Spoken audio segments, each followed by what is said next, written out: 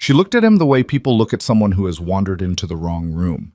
He was wearing a gray suit that had seen better years, carrying a briefcase that belonged in a thrift store, and he had arrived 3 minutes late because the elevator in her building required a key card he hadn't been issued. When he extended his hand across the conference table, calm, unhurried, like a man with nothing to prove, Victoria Sterling looked at it for exactly 2 seconds, then turned away and resumed speaking to her board. "I think we've covered everything that matters today," she said. No one corrected her. No one said a word. Logan Mercer picked up his briefcase, nodded once at the room, and walked out. He was in his car before anyone in that boardroom understood what had just left the building. If you've ever been dismissed before you had the chance to speak, stay with me. Watch until the end. Hit like, follow the channel, and drop a comment with the city you're watching from. I want to see how far this story travels. The morning Logan Mercer drove into Manhattan, he got stuck behind a garbage truck on 57th Street for 11 minutes. He didn't honk. He didn't check his phone more than once.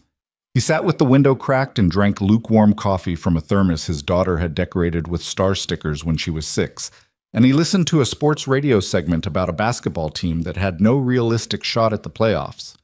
The host was optimistic anyway, which Logan appreciated. He'd always had a soft spot for people who chose optimism in the face of clear evidence.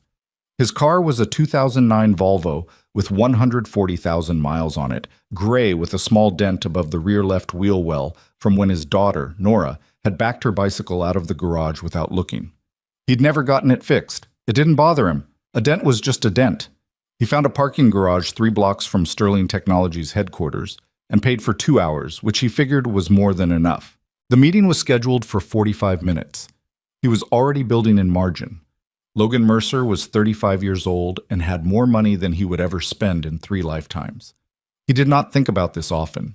It wasn't false modesty. It was simply that money, to Logan, had never been the primary unit of measurement for anything important. He measured things in other ways, in whether a company's leadership actually understood what they were building, in whether the people making decisions knew how to listen, in whether, when things went wrong, and things always went wrong, the people at the top had the character to absorb the weight of it without pushing it down onto everyone below them. These were the things Logan thought about in parking garages and during 11-minute traffic delays behind garbage trucks. He straightened his tie in the elevator. The tie was dark blue, conservative, the kind his late wife Claire had always called his serious tie when she was teasing him. She'd bought him 3 ties that were bolder, a deep burgundy, a hunter green, a slate gray with a subtle texture, and he'd worn all 3 to her funeral because he couldn't decide which one she would have wanted and eventually just layered them across the back of the chair where he sat, which had made her sister laugh through her tears, which he was pretty sure had been the right instinct. That was 5 years ago. He still kept the ties. He never wore them. The elevator reached the 34th floor and opened onto a lobby that was genuinely impressive. Sterling Technologies had done something interesting with the space. It didn't feel like a tech company trying to look like a tech company. There were no exposed pipes painted in primary colors, no foosball tables visible from the entrance, no mission statement stenciled in oversized sans serif across the wall. Instead, the lobby felt almost like a museum. Clean lines, natural materials, a long reception desk in pale oak, walls hung with technical drawings framed like art. It was the aesthetic of a company that wanted to be taken seriously. Logan noticed this. He noticed most things. "Logan Mercer," he told the receptionist. "I have a 10 o'clock with Ms. Sterling." The receptionist, young, efficient, wearing the kind of practiced neutral expression that suggested she'd been trained to reveal nothing, checked her screen and then looked at him for just a half-second longer than was strictly necessary. "Of course," she said. "I'll let them know you're here. Can I offer you anything while you wait?" "I'm fine," Logan said. "Thank you." He sat in one of the chairs along the window and looked out at the city. From 34 floors up, Manhattan had a particular quality in the morning light, a kind of steely brightness that made everything look both permanent and temporary at once. He'd grown up in Pittsburgh, where the light was different, heavier, more forgiving. He'd moved to New York in his late 20s and had never quite stopped noticing the contrast. He thought about Nora, briefly. She was at school. Third grade, Mrs. Callahan's class, which she declared every Monday morning to be the best class in the whole school, and every Friday to be kind of boring, actually. She was the most honest person he knew. He was picking her up at 4. At 10:07, a man in his late 30s emerged from the corridor behind the reception desk. His name tag identified him as Derek Pullman, Senior Director of Strategic Partnerships. He had the handshake of someone who'd been coached on handshakes and was still consciously executing the coaching. Firm grip, 2 pumps, direct eye contact. Mr. Mercer, great to have you here. He held the grip a beat longer than necessary. Victoria's just wrapping up a quick call. She's looking forward to meeting you. Logan had been told this about corporate meetings so many times that the phrase had become essentially meaningless, like, the check is in the mail, or we'll be in touch. He smiled anyway. Great. The conference room they led him to was on the 35th floor, accessed by an interior staircase rather than the public elevator, which Logan noted as a subtle signal. A private floor, a protected space. The room itself was large and deliberately impressive. Floor-to-ceiling windows overlooking the East River, a table that seated 16 and currently held 7, a presentation screen at the far end displaying the Sterling Technologies logo in motion, cycling slowly through a sequence of blues and silvers. 7 people were already seated. Logan recognized 2 from public profiles. A venture partner named Elaine Cho and a board member named Richard Hausman, who had been on the Forbes 400 list for the better part of 2 decades. The others he didn't know by name, but he knew their type. Senior leadership, there to observe and calibrate, careful not to commit to anything before their boss was in the room. He took a seat near the middle of the table. Nobody offered introductions. He didn't push for them. At 10:14, Victoria Sterling entered. She moved through the doorway with the kind of efficiency that suggested she was almost always in motion.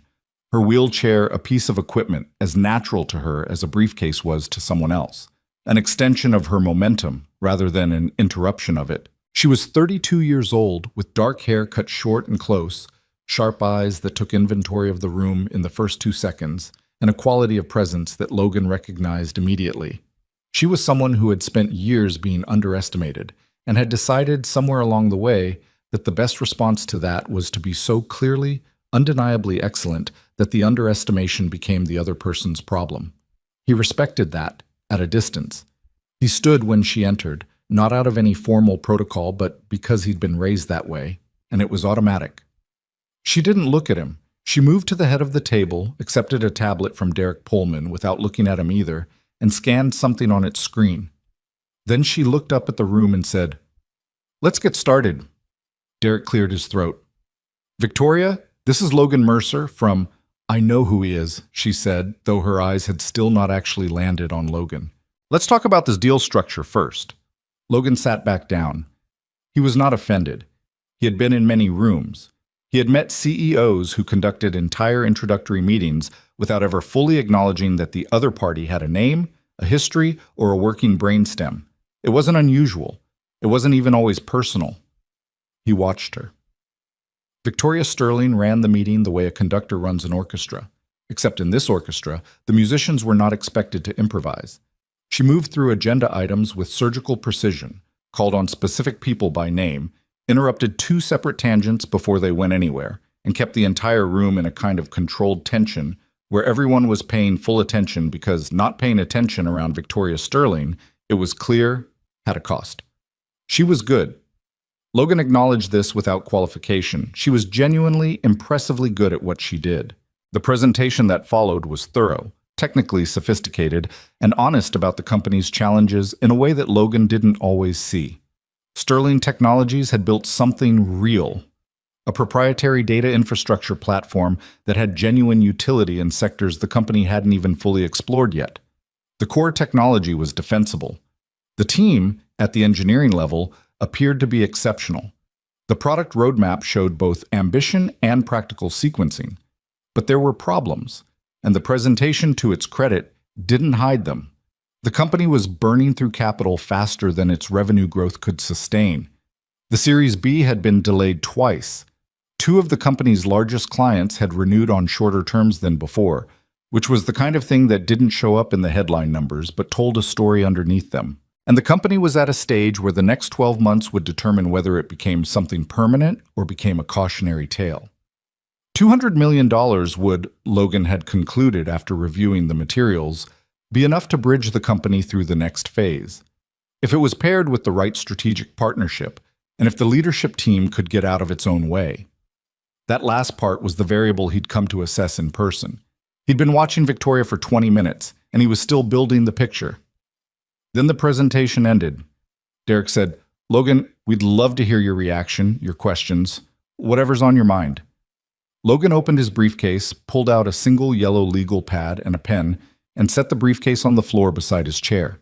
He had 4 pages of handwritten notes from his advanced review of the materials. He looked across the table at Victoria. "Before we get into the numbers," he said, "I'd like to know what you think the company looks like in 3 years if this funding round closes. Not the projections, what you actually believe." A small pause. Not long, maybe 2 seconds. But Victoria Sterling was not a woman who paused often. "Dominant position in enterprise data infrastructure," she said. "Full vertical integration in 3 target industries. 60 to 70% gross margin sustained. IPO ready. And if the funding round doesn't close?" Another pause. This one slightly harder.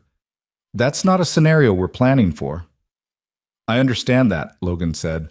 "I'm asking anyway." Her eyes finally found his face, fully, for the first time. Something moved across her expression. Not quite irritation, not quite respect. Something more complicated than either. "Then we recapitalize with existing investors and move more slowly," she said. "The technology doesn't disappear, it just takes longer." That's the clean answer. It's the accurate answer. "It's the accurate answer to a slightly different question," Logan said. "My question was what you actually believe." The table was very quiet. Elaine Cho, the venture partner, had stopped writing and was watching this exchange with the stillness of someone who found it interesting. Victoria Sterling looked at Logan Mercer for a moment. Really looked at him. At the worn gray suit, at the legal pad, at the thermos ring stain on the edge of his briefcase that she could probably see from where she was sitting. Whatever calculation was happening behind her eyes resolved itself in about 3 seconds. "I believe," she said, her voice dropping into a register that was somehow more controlled, more deliberate, "that the question you should be asking is whether the technology is worth backing, not whether I've prepared the right answer." It was a deflection, but a skilled one. Logan wrote something on his legal pad. "Fair," he said. "Let me ask about the client renewal terms." "Actually," Victoria interrupted, and the word was not aggressive exactly, but it was decisive. "I'd like to address something before we continue." She looked at Derek Pullman. Some signal passed between them that Logan didn't fully decode. "We've reviewed your portfolio structure," Victoria said. She was looking at Logan now, but the look had shifted. It had cooled. "Mercer Capital is listed as a private investment vehicle. You personally hold the position." "That's correct." "Without institutional infrastructure." "Correct." "And you came here today without a formal term sheet." "I came here to have a conversation," Logan said. "Term sheets come after conversations." "Other investors who've requested meetings at this level have come with more formal materials." Logan looked at her. "I'm sure they have." "We have a process," Victoria said. "I'm sure you understand." "I do. And the process requires that we prioritize meetings with investors who are positioned to move at the speed this funding round requires." The room had gone very still. Not the productive stillness of a group thinking hard. The held breath stillness of a group that sensed something was happening that they might later need to have not witnessed. Logan set his pen down on the legal pad. He was quiet for a moment. Not flustered, not performing. Actually quiet.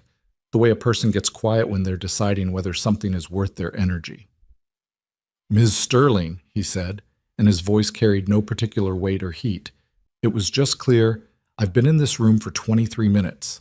I've heard your presentation, I've asked 2 questions, and I've watched your team.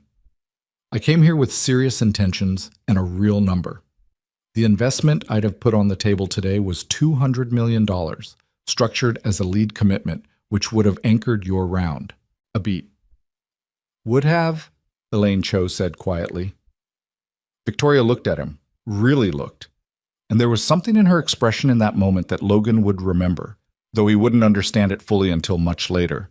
A kind of fracture at the edge of the composure she wore so well, something that wasn't certainty anymore. "If you'd like to continue the conversation under different terms," she said, "Derek can schedule a follow-up." Logan picked up his pen. He looked at the legal pad for a moment, and then he looked up. "I don't think I will," he said. He capped the pen. He placed it in the inside pocket of his gray suit jacket. He closed the legal pad and put it back in the briefcase. He stood up, and he looked down the table at Victoria Sterling, and he said, without rancor, without heat, with the kind of absolute plainness that is somehow more final than anger, "Thank you for your time." He extended his hand across the corner of the table. It was a plain handshake.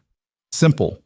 The kind of gesture a person offers to close a meeting with basic human dignity. His hand sat there in the space between them for 2 full seconds. Victoria Sterling turned away. She picked up the tablet Derek had given her and looked at the screen. "Derek will see you out," she said. Logan Mercer lowered his hand. He picked up his briefcase. He looked at the room, at Derek, who was examining the carpet, at Elaine Cho, who was looking at him with an expression he couldn't entirely read, at Richard Hausmann, who had gone very still, at the other 4 people at the table who were each, in their own way, pretending to be somewhere else. "Good luck with the round," Logan said. He walked to the door and opened it and stepped into the corridor, and the door closed behind him with a soft, heavy click. In the elevator going down, he took out his phone and looked at the time. 10:41. He had an hour and 19 minutes left on the parking garage ticket. He thought about calling his assistant, Marcus. He thought about calling the office. He thought about whether there was anything else in his afternoon that needed to move. He thought about the fracture he'd seen in Victoria Sterling's expression, that half-second where the composure had slipped, and he wondered whether she was the kind of person who noticed those moments in herself, or whether she'd already reinterpreted what had just happened into something more comfortable. He thought about Nora and whether Mrs. Callahan had returned the science project yet. He thought, $200 million. He thought, some lessons are expensive. The elevator hit the lobby. Logan Mercer walked through it, pushed through the glass door into the Manhattan morning, and turned his collar up against a wind coming off the river, and walked back toward the parking garage 3 blocks east. His phone buzzed in his pocket. He looked at the screen. It was Marcus. He answered on the second ring. "How'd it go?" Marcus asked. Marcus had been with Logan for 7 years. He had a talent for asking questions with exactly the right level of neutrality. Logan was quiet for a moment. A cab slid past, horn going, someone in the back seat looking at a phone. "Pull the commitment," Logan said. A brief silence. "The whole position?" "The whole position." "Okay." Marcus didn't ask why. This was one of the things Logan valued about him. "Anything else?" "Send the standard withdrawal notice, keep it clean, no editorial." "Done. How are you getting back?" "I'm parked on 54th. I'll be on the road in 5 minutes." "Your 3 o'clock is still on. Rothenberg called to confirm." "That's fine." "You okay?" Logan thought about a gray conference room on the 35th floor and a woman who was genuinely excellent at what she did and had still, in one clean motion, thrown away something enormous. He thought about the hand he'd extended that sat there for 2 seconds and found nothing waiting on the other side. "Yeah," he said, "I'm fine." He put the phone in his pocket and kept walking, and the city moved around him the way it always did, loud and indifferent and full of people who had no idea what had just happened 4 blocks west on the 35th floor of a building they probably walked past every day. What? The thing about the way Logan Mercer operated was that almost nobody knew how he operated. This was intentional, and it had taken years to build, and it was worth more to him than any single deal. He had started Mercer Capital in his late 20s with money he'd made as a junior analyst at a mid-sized private equity firm, parlayed over 4 years of brutal 18-hour days and a few early calls that turned out to be right in ways nobody had anticipated. By 30, he had a small office in Midtown and 3 employees. By 32, after a set of investments in infrastructure technology that the market had largely ignored, he had enough capital under management that the math stopped feeling real. By 35, the fund was structured through a network of holding companies and SPVs that made it genuinely difficult to trace the full scale of what he controlled. He had done this partly for strategic reasons. A visible investor attracts noise, noise attracts imitators, imitators erode the advantage that comes from moving quietly, and partly because he simply preferred it. He had watched people he respected get swallowed by the performance of wealth, the speaking engagements, and the profile pieces, and the panel seats at conferences, and the slow, gradual conversion from a person who thought about things into a person who talked about what they thought about things. He had seen it happen so often and so completely that he had decided at some point that he couldn't precisely identify that he would structure his life to make it difficult. He drove the old Volvo. He lived in a house in Westchester that was comfortable but not ostentatious, the kind of house that a successful doctor might own, not the kind that appeared in architectural magazines. He sent Nora to the public school 3 blocks away because it was a good school and because he believed, with a conviction he couldn't entirely explain, that it mattered where a kid grew up relative to the world as it actually existed. He had one close friend, a man named Ben Archer, who ran a restaurant in Brooklyn and had known Logan since they were both broke and 24 and sharing a terrible apartment in Astoria. He had 2 business colleagues he genuinely trusted, Marcus, his assistant, and effectively his chief of staff, and a woman named Priya Subramaniam, who managed his portfolio operations. Everyone else existed at a professional distance that Logan maintained with the kind of practiced friendliness that kept doors open without letting anyone in. Claire had been the exception to all of it. Claire had been the person who could walk into the careful architecture of Logan's reserved inner life and rearrange things simply by being present. She had been the one who understood, without needing it explained, why Logan drove the old car and lived in the modest house. Not because he was performing simplicity, but because those were the conditions under which he could think clearly, and thinking clearly was the thing he cared most about preserving. She had matched him in this, in her own way. Claire had been a high school biology teacher who read academic papers for fun and argued about them with genuine heat, and the combination of intellectual seriousness and complete disinterest in prestige had been the first thing that had made Logan feel in his adult life like he'd met someone of his own kind. She had died of an aggressive cancer when Nora was 2 years old and Logan was 30. He had spent the 6 months of her illness doing what he always did when something was wrong. He had worked harder, not to avoid grief exactly, or maybe exactly that, but also because working gave him the illusion of control in a situation where there was none, and the illusion was better than the alternative. After she died, he had taken 3 weeks off and spent them at his parents' house in Pittsburgh, where his mother had fed him too much food, and his father had said very little, and Nora had learned to pull herself up on the living room furniture and stand briefly on her own 2 feet, which was a development so ordinary and so enormous that Logan had cried in the bathroom twice about it. Then he had gone back to work, and he had kept going, and he had built the kind of life that a man builds when what he's really doing is ensuring that he is never without something necessary to do. Nora was the bright, difficult, non-negotiable center of everything. She was 8 now, with her mother's dark eyes and her father's tendency to get very quiet when she was thinking hard. She liked horses, prime numbers, and a specific brand of fruit snacks that she considered non-negotiable. She asked questions that Logan could not always answer, and she always knew when he was evading, and she had recently begun saying, with an 8-year-old's devastating precision, "Dad, that's not what I asked." He was picking her up at 4. The thought of it, sitting in the parking garage collecting his car, was the cleanest thing in his afternoon. He was on the FDR drive, heading north, when his phone rang through the car speakers. He checked the display. Elaine Cho. He let it ring twice, then picked up. "Logan?" Her voice was measured. She was a careful speaker, Elaine. Everything calibrated. "Elaine, I heard you're withdrawing. Word travels fast. The walls in that building are thin in the right directions." A pause. "For what it's worth, that was not an outcome anyone in that room was expecting." "Including me," Logan said. "What happened in there?" She stopped. Started again. "I want you to know it doesn't reflect how we view this process." Logan looked at the river moving alongside the highway, flat and gray in the morning light. "Elaine," he said, "it doesn't matter how you view the process. What happened in that room is what happened. I'm not interested in a debrief. The technology is genuinely strong. I agree with you.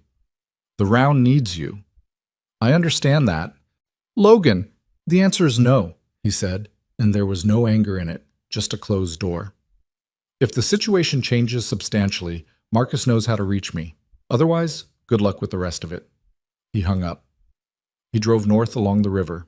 A barge moved slowly south on the water. He watched it for a moment, then looked back at the road. He thought about the way Victoria Sterling had looked at him, not the dismissal at the end. Before that. In the middle of the meeting, when he'd pushed her on the real answer, the moment when she'd had to decide whether to respect the question or deflect it, and she'd deflected it, and then something in her expression had shifted in a way that made him think she knew she'd deflected it, knew it had been the wrong choice, and had made it anyway. He had met a lot of people like that. People who were brilliant and capable and badly served by the specific kind of arrogance that had calcified around them so gradually that it had become indistinguishable from character.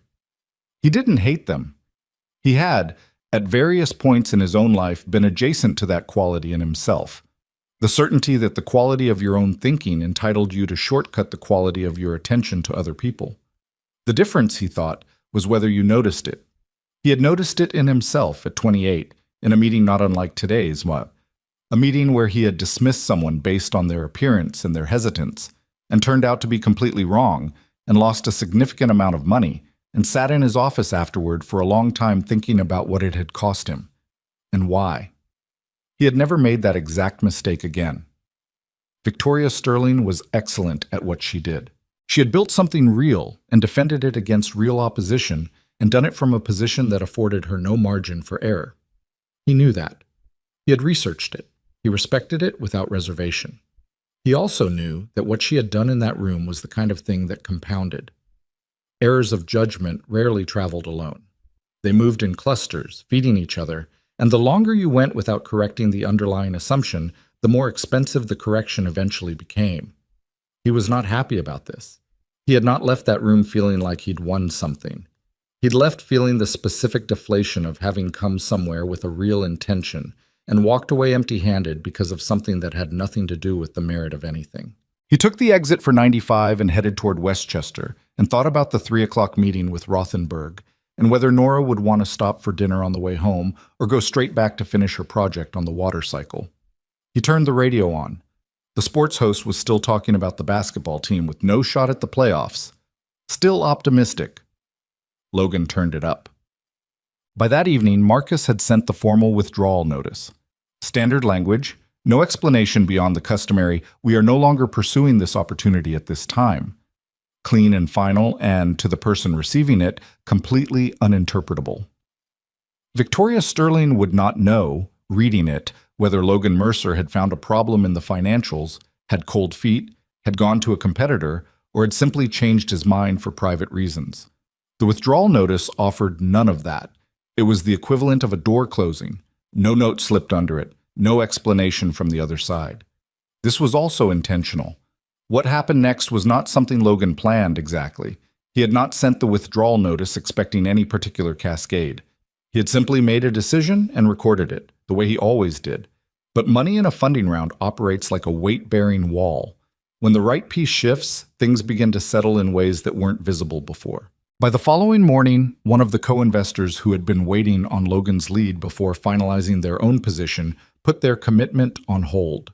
By noon, a second investor who had been loosely involved asked for an extension on the diligence timeline. By afternoon, Sterling Technologies' investor relations team was fielding calls they had not expected to field for another 3 weeks. None of this was Logan's doing, specifically. He had simply stopped. But in a funding round at the stage Sterling Technologies was in, fragile, over-leveraged, running on confidence as much as capital, sometimes stopping was enough. The wheel had already begun to turn. Logan was in Westchester, sitting at the kitchen table helping Nora with her water cycle project. When his phone lit up with a news alert, he didn't open until much later. "Dad," Nora said, "you're not listening." "I am," he said. "What did I just say?" "You were explaining evaporation." She looked at him. "I was explaining condensation." "Right." He put the phone face down on the table. "Start again." She sighed heavily, the way only an 8-year-old can. with her whole body, like disappointment was a physical condition. Okay, she said. So, the water goes up because of evaporation, he offered. Because of evaporation, she said with tremendous patience. And then it gets cold at the top. And then condensation. Condensation. And then it falls. Precipitation. And then, she said, pointing at him with her pencil, it starts all over again. The cycle, Logan said. The cycle, Nora said. Things don't just stop, they keep going. She looked at her diagram, satisfied. Logan looked at her. Yeah, he said, they do. Outside, the spring evening was going dark, and the city was 30 miles south, and somewhere in a glass tower on the 35th floor, a wheel was turning that Victoria Sterling had not yet fully heard. The withdrawal notice arrived in Victoria's inbox at 6:47 in the evening, while she was still in the building. She read it twice. Then she set her tablet face down on the desk and looked out the window at the city going dark below her, and she was quiet for a long time. Derek Pullman was still in the office. He was always still in the office when she was. And he appeared in her doorway about 4 minutes later with the careful expression of a man delivering news he would have preferred to deliver differently. You saw it, he said. I saw it. It's standard language. We don't know yet what... I know what it means, Derek. He came into the office and sat in the chair across from her desk. This was the chair she kept for conversations that required sitting, which she reserved for conversations that were actually difficult rather than just complicated. The fact that he sat without being asked meant he already understood which kind this was. Elaine called me, he said. She spoke to him on his way back. He chose his next word with visible care. Interested in further dialogue. What did she say to him? She made the case for the technology. He agreed with her. And? Derek was quiet for a second. He said the answer was no. Victoria looked at the withdrawal notice on the face-down tablet. She knew exactly what was in it. She had drafted versions of that same letter herself on behalf of her company when they were the ones withdrawing. She knew how much nothing was in it. No reasoning, no door left open, no trail to follow back. Just a closed gate with a lock she didn't have a key to. Who else has he talked to? She asked. We don't know. Marcus, his assistant, sent the notice directly to our IR team. That's the only contact we've had. Find out what you can, she said. Not through back channel. Through proper diligence. I want to understand his portfolio, his pattern, what he's done before when he's pulled out of a round. Okay? Derek stood. He paused at the door. Victoria. She looked at him. I just want to say... He stopped. Started again. Today was a difficult meeting. She looked at him for a moment with an expression that didn't invite the rest of the sentence. Good night, Derek, she said. He left. She sat in her office for another 40 minutes after that, which was longer than she normally allowed herself to sit still without doing anything that counted as work. Outside, the city lit itself up the way it always did. Indifferent, inexhaustible, deeply uninterested in the specific failures of any single person moving through it. She thought about Logan Mercer's hand, extended across the corner of the conference table. She thought about the 2 seconds she had spent looking at it before turning away. She thought about the fact that she had done it deliberately, had made the choice consciously, and had not, in the room, in the moment, felt any doubt about it. She felt doubt about it now, not the choking, obvious kind. More like a small stone had settled somewhere in her chest, and she could feel its weight when she breathed. And she was not yet ready to fully name what it was. She told herself it was just business. She told herself that one investor pulling out of a round, even a significant one, was not the end of the story. She had rebuilt before. She had been told no before, in much harder rooms than that one, by people with much less decency than Logan Mercer had shown when he closed his briefcase and wished her luck. She drove herself home. She drove everywhere herself, had modified her vehicle the year she turned 26 and decided she was done waiting for other people to take her places. And she made a bowl of pasta and ate it standing in her kitchen because she rarely ate at the table when she was alone. And she went to bed at 11:15 and lay there looking at the ceiling for a long time before she slept. She did not think about the stone in her chest. She was very good at not thinking about things. The thing Victoria Sterling had built was real. This deserved to be said plainly because what came next had a way of obscuring it.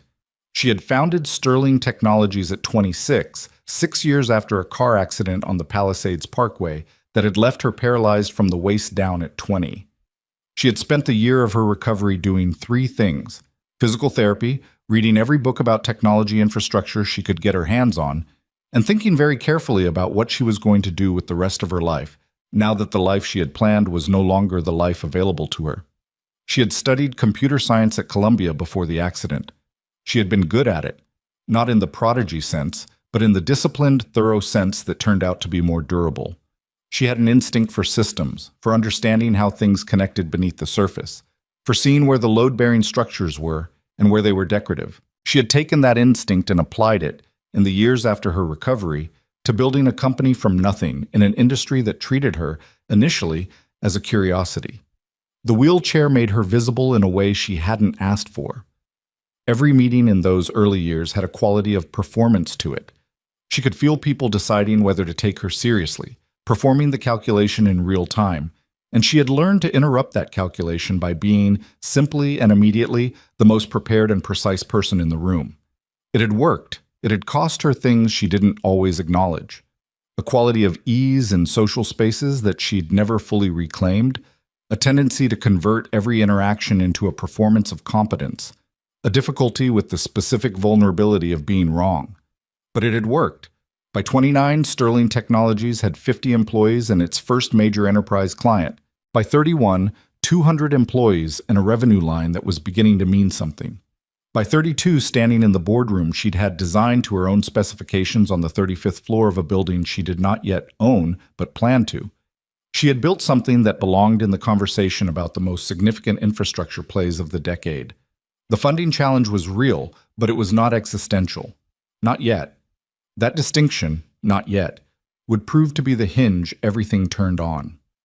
3 days after Logan's withdrawal, a man named Patterson from Grayfield Capital called Derek's cell phone at 8 in the morning and asked for a quiet conversation about the round's current status. Patterson was one of 3 co-investors who had been conditional on the lead commitment. His tone was professional, and his questions were reasonable, and every single one of them was a version of the same question: how stable is this right now? Derek brought the call summary to Victoria at 9. She read it. Her face did not change. "Schedule a call with Patterson directly," she said. "This week. I'll handle it." "He's asking about the lead position." "I know what he's asking. Do we have a replacement lead?" She looked at Derek. "We're working on it." This was not entirely true. They had 3 names on a short list of potential replacement leads, and of those 3 names, one had already informally declined. One was in the middle of a complex deal that would absorb their attention for at least 60 days. And one was a firm that Victoria had complicated history with, the kind of history that made every conversation about money also a conversation about something else. She was working on it. That much was accurate. She called Patterson herself that Thursday and spent 45 minutes on the phone with him, which was 45 minutes of the most careful, precise, emotionally calibrated business conversation she had delivered in recent memory. By the end of it, Patterson had agreed to extend his commitment window by 30 days. She got off the call and sat for a moment. 30 days was not much. 30 days was something.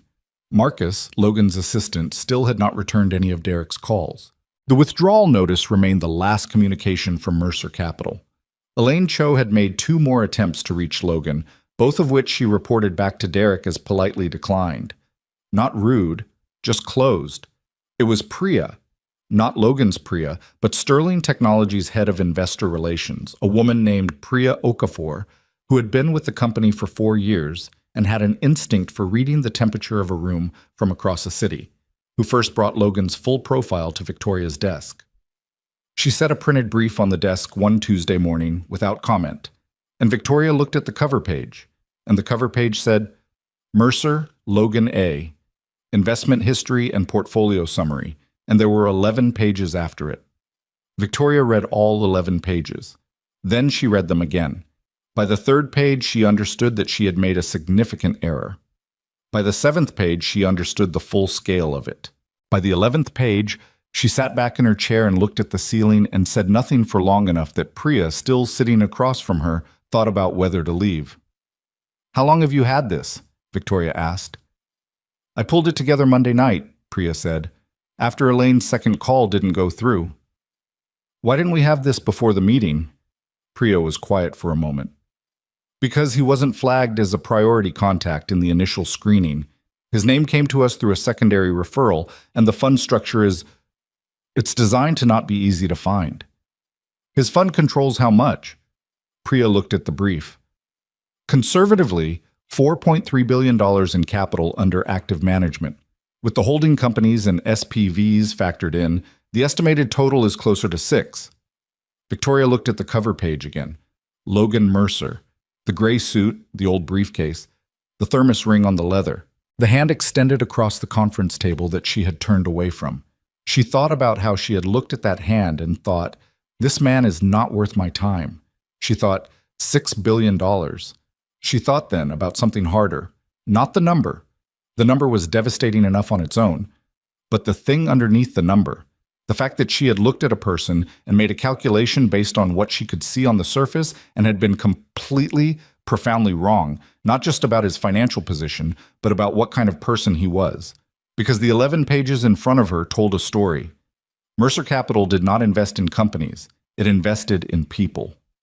Every major position in Logan's portfolio had been held for more than 5 years.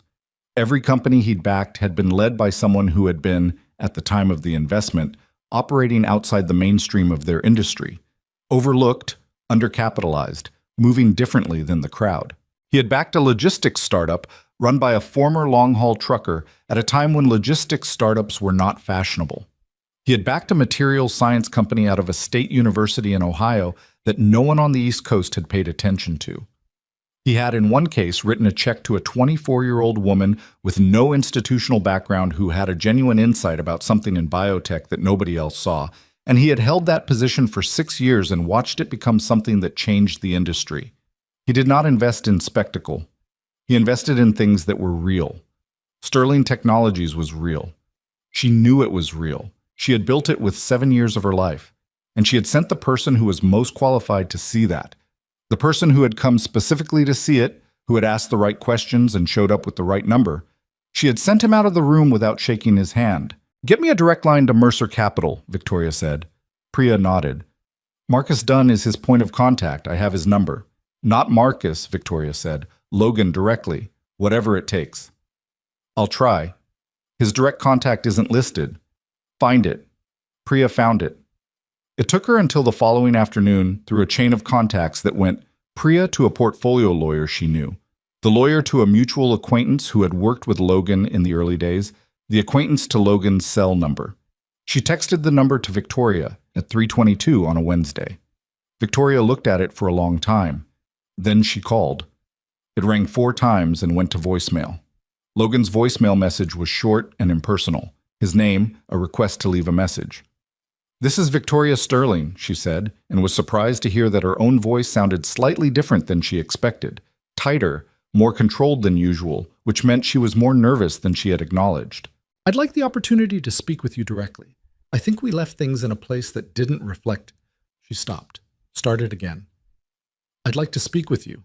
You have this number now. I'd appreciate a call back." She hung up. He did not call back that day. He did not call back the following day. She checked her phone more often than she had in years, which was its own kind of information about her state of mind. On the same Wednesday that Victoria was waiting for a call that didn't come, Logan was in a school gymnasium in Westchester, watching Nora run a relay race in a gym class parent observation day that he had been invited to 3 weeks earlier and had rescheduled his entire afternoon to attend.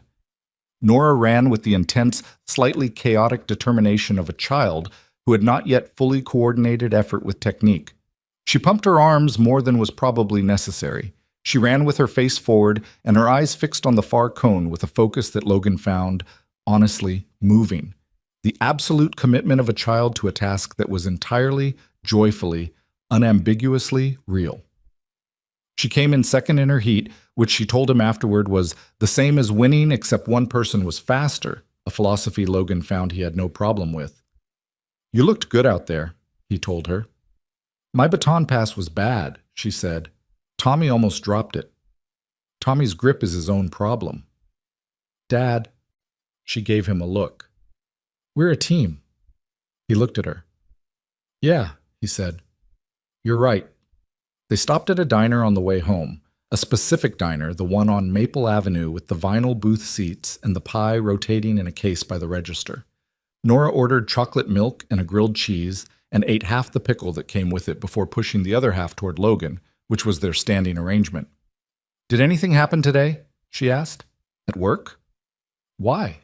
She shrugged, eyes on her sandwich. You have the quiet face. He looked at her. What quiet face?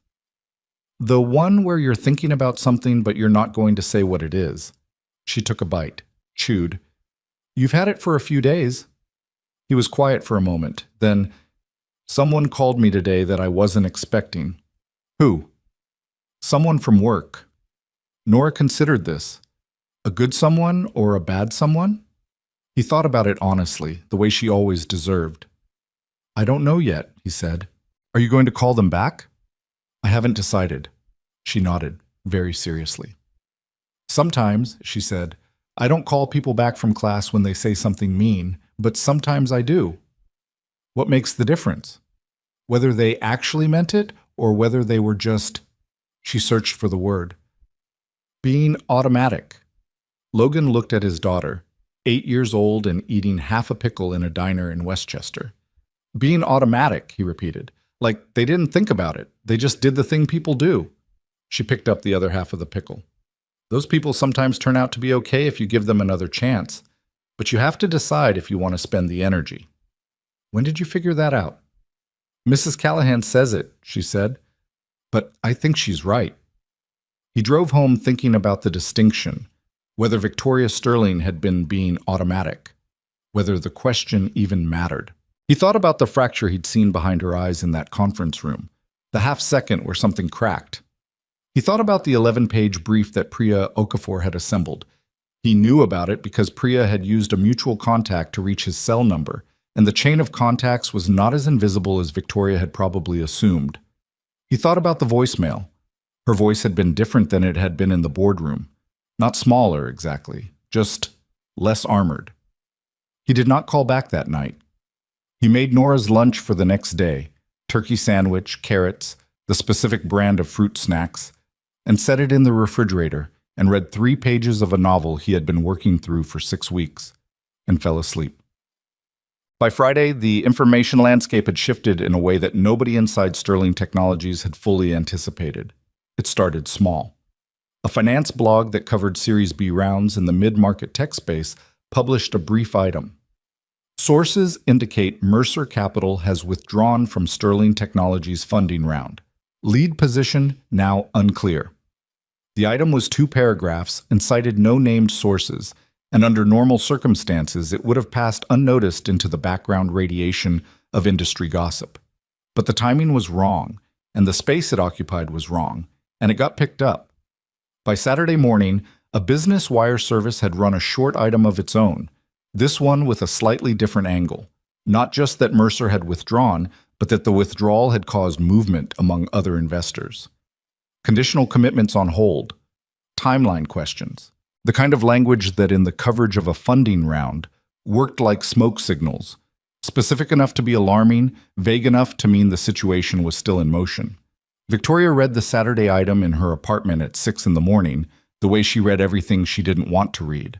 Early, before the day had gathered enough momentum to make the bad news part of something larger, when it could still be contained to a quiet room and a cup of coffee. She texted Derek, "You see the Business Wire item?" He texted back 12 minutes later. She'd woken him, she knew, and she was not sorry. "Yes, we need a PR response by Monday." She typed back, "Working on it." She was not, in that moment, working on it.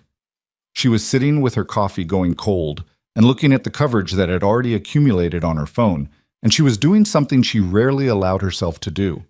She was counting the cost of a specific moment, running the numbers backward from the present, the wire item, the conditional holds, Patterson's 30-day extension, Elaine's 2 declined calls, Derek's careful expression, the empty withdrawal notice, the hand across the table. The hand across the table. $200 million. The lead position. The 30-day clock. All of it traceable, in a straight line, to the 2 seconds she had looked at a hand that was extended in basic human decency and turned away from it. She put the coffee down. She picked up her phone and looked at Logan Mercer's number. Still there from the Wednesday call, still waiting, and she typed a text message. She spent 12 minutes writing it, which was longer than she normally spent on any communication that wasn't a formal document. Mr. Mercer, I understand you have no obligation to respond, and I'm not reaching out about the funding round. I'm reaching out because I owe you an apology that I didn't offer in that conference room, and I think you deserve to hear it directly. What I did was wrong, not strategically, wrong. I know the difference, even if my behavior that day didn't show it. V. Sterling. She read it twice. She sent it. She put the phone face down on the counter and made herself a second cup of coffee, and did not look at the phone again for 11 minutes, which was, for her, a remarkable act of restraint. When she picked it up, there was no response. She hadn't expected one. Not really. But the stone in her chest, the one she'd been carrying since Tuesday when she'd read the 11 pages and understood the full weight of her mistake, felt, fractionally, less heavy. Not gone. Not even close to gone. Just slightly less. Outside, Manhattan was waking up on a Saturday morning, gray and loud and entirely indifferent to the question of what she deserved. She put the phone in her pocket and went to work. Logan read the text message on a Saturday afternoon while standing in the backyard with a rake he hadn't used yet, doing the thing he sometimes did when he needed to think, which was hold a tool and not use it, and look at the yard and let whatever needed to settle, settle. He read it twice. Then he put the phone back in his pocket and raked leaves for 20 minutes. Nora was at a friend's house until 4. The yard needed the work. The air was cold and clean and carried the smell of something burning somewhere in the neighborhood.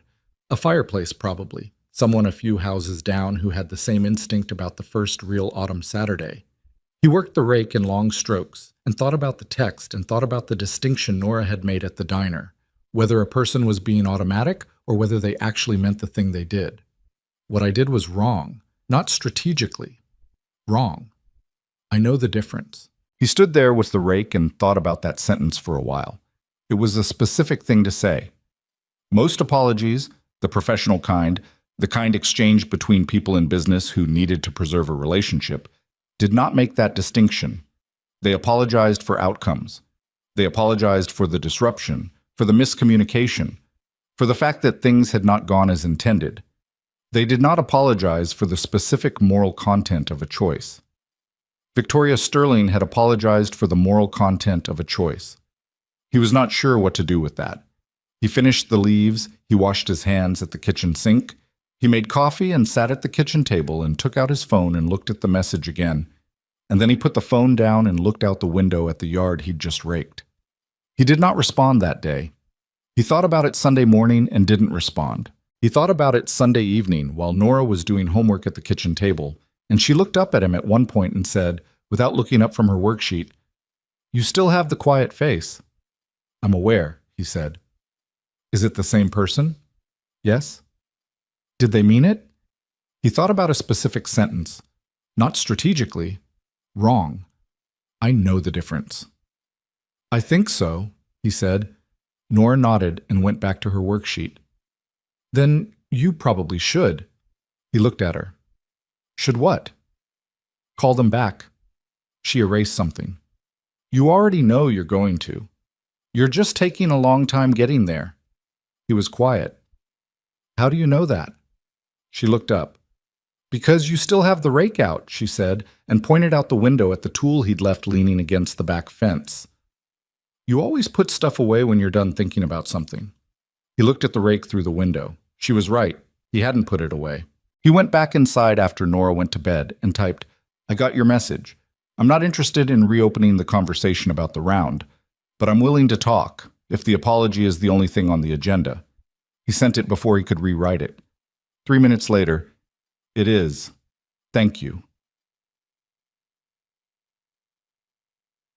They met the following Wednesday at a coffee shop in Midtown that was not near Sterling Technologies' office. and was not near anything Logan was associated with. A neutral block, a place that belonged to neither of them. Victoria had suggested it. Logan had agreed. He arrived first. He ordered a plain coffee and sat at a corner table and watched the door. She came in at exactly the time they'd agreed, which he noted. Her chair moved through the space between tables with a practiced efficiency that suggested she'd long since stopped thinking about it.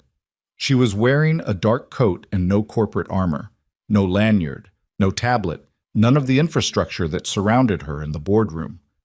She looked, he thought, like a person rather than a position. She saw him, and he watched her face do something careful, not quite compose itself, because it was already composed, but settle, like she'd been braced for something and had decided, somewhere between the door and the table, to unclench. "Thank you for coming," she said. "Sure." She ordered a coffee from the server who appeared, and they were quiet until it arrived. It was the kind of quiet that had weight to it, not hostile, not comfortable, just honest about what it was.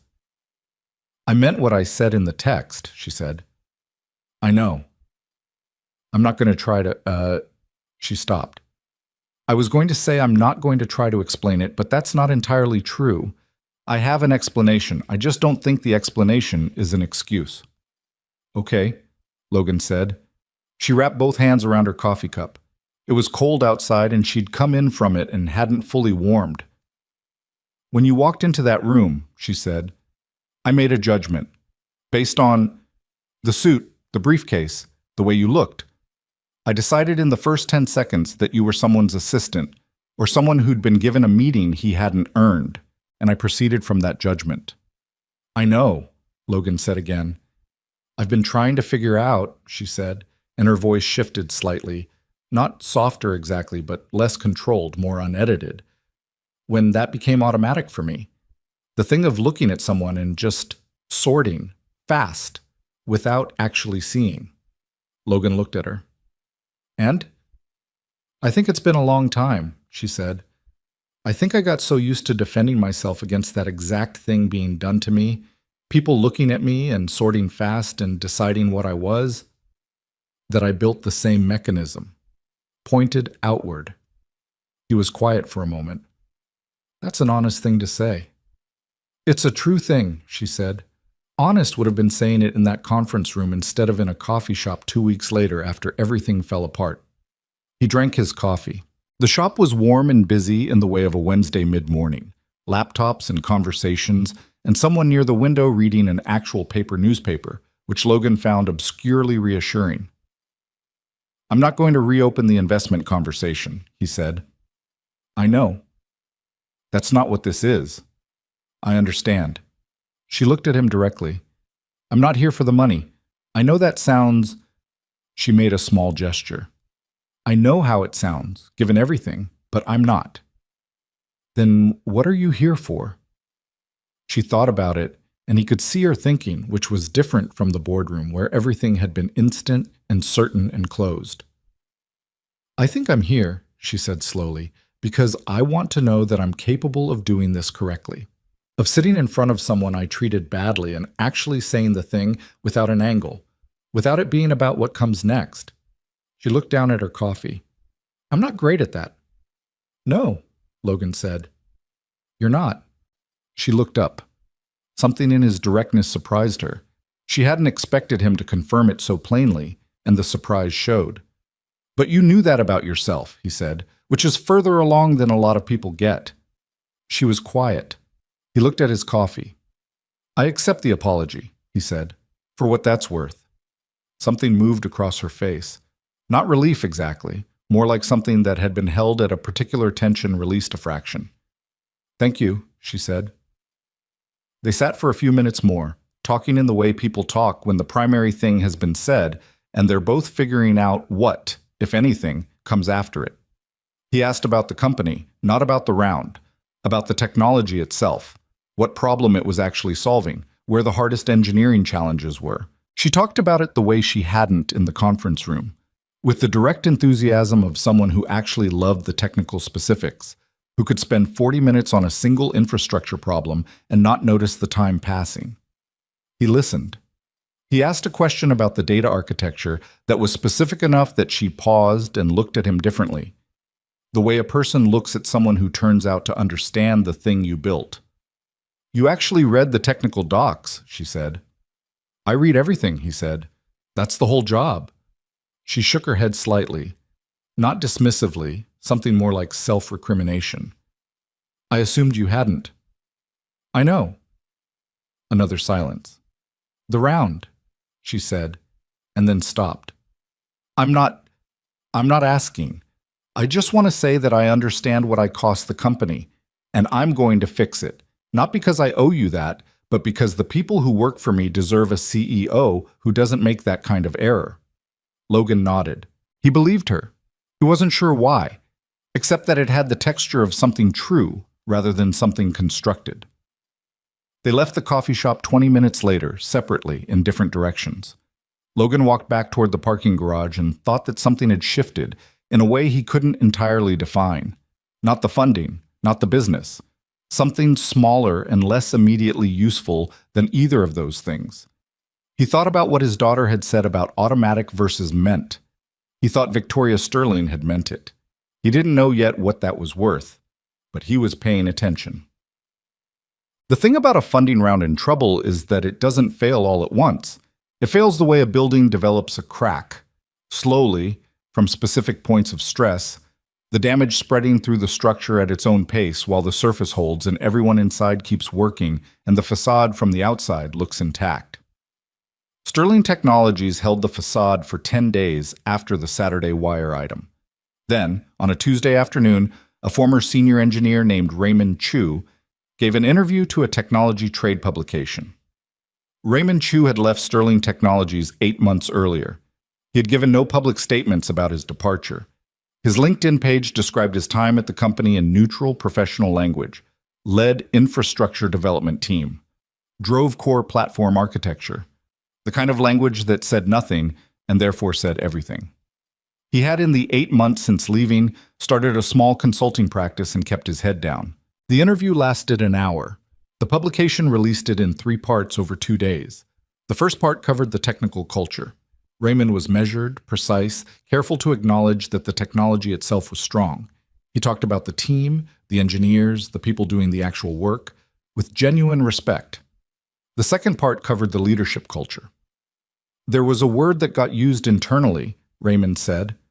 "Not officially, just in the way people talked when they were having honest conversations.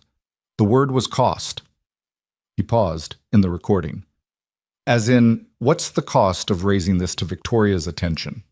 What's the cost of being the person who says the timeline isn't realistic? What's the cost of being in the room when she decides someone isn't at her level? And you start making decisions based on that calculation instead of based on what's actually right for the company. That's when you know the culture has a problem."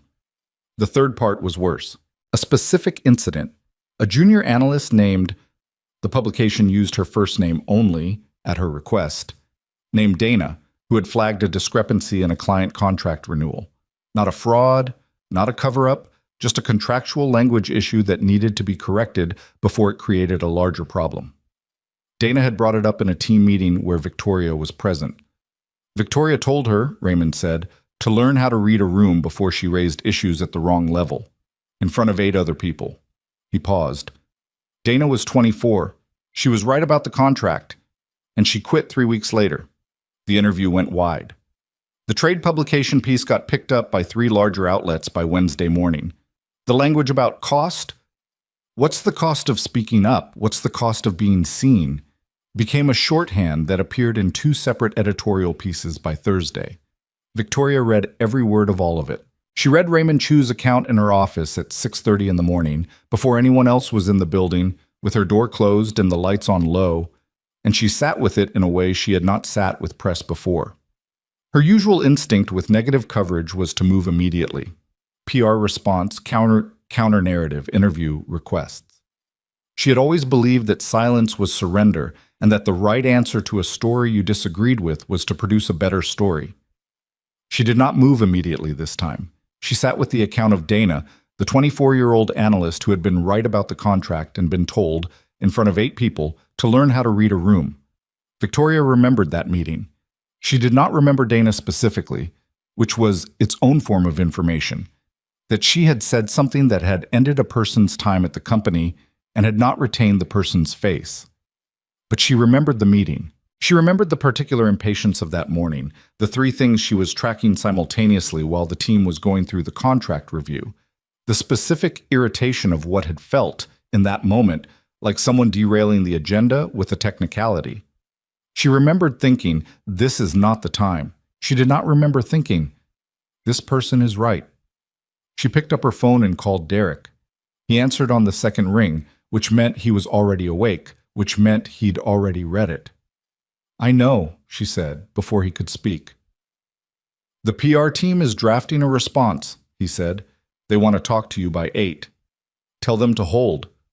Victoria, tell them to hold until I decide what the response actually is. She looked out the window at the city below. Raymond Chu, do we have a relationship with him still? Any relationship? Not formal. I think he and Marcus Kim still talk socially. Find out if he'd take a call from me. Derek was quiet for a moment. You want to call him directly? I want to know if he'd take the call. There's a difference. Another pause. Okay, I'll ask. And Dana, she said. The analyst he mentioned, first name only in the piece. Can we identify her? Probably, the team would know. Quietly. Don't make it, I'm not trying to find her to... She stopped. I just want to know if she's all right. Derek said nothing for a moment. I'll look into it, he said carefully. She hung up and sat in her office as the building began to fill around her, the day assembling itself in the hallway sounds of people arriving, the coffee machine running, the specific low hum of a company waking up and not yet knowing how bad the morning was. She thought about Raymond Chu saying the word cost. What's the cost of speaking up? What's the cost of being visible? She had spent her entire career paying that cost on behalf of herself. The cost of being seen, being visible, being in rooms she was not expected to inhabit. She had paid it and built something real on the back of paying it. And she had created an environment where the people around her were calculating the same cost, in reverse, every single day. The irony of it was so clean and so brutal that she sat with it for a long time without trying to resolve it. The stock declined 4% on Thursday. It was not catastrophic. In isolation, it was the kind of movement a company could absorb. But it followed 2 days of coverage that had tilted the story from funding round in question to leadership culture under scrutiny, which were 2 different stories with 2 different gravitational effects on investor confidence. Elaine Cho called Victoria directly that Thursday afternoon.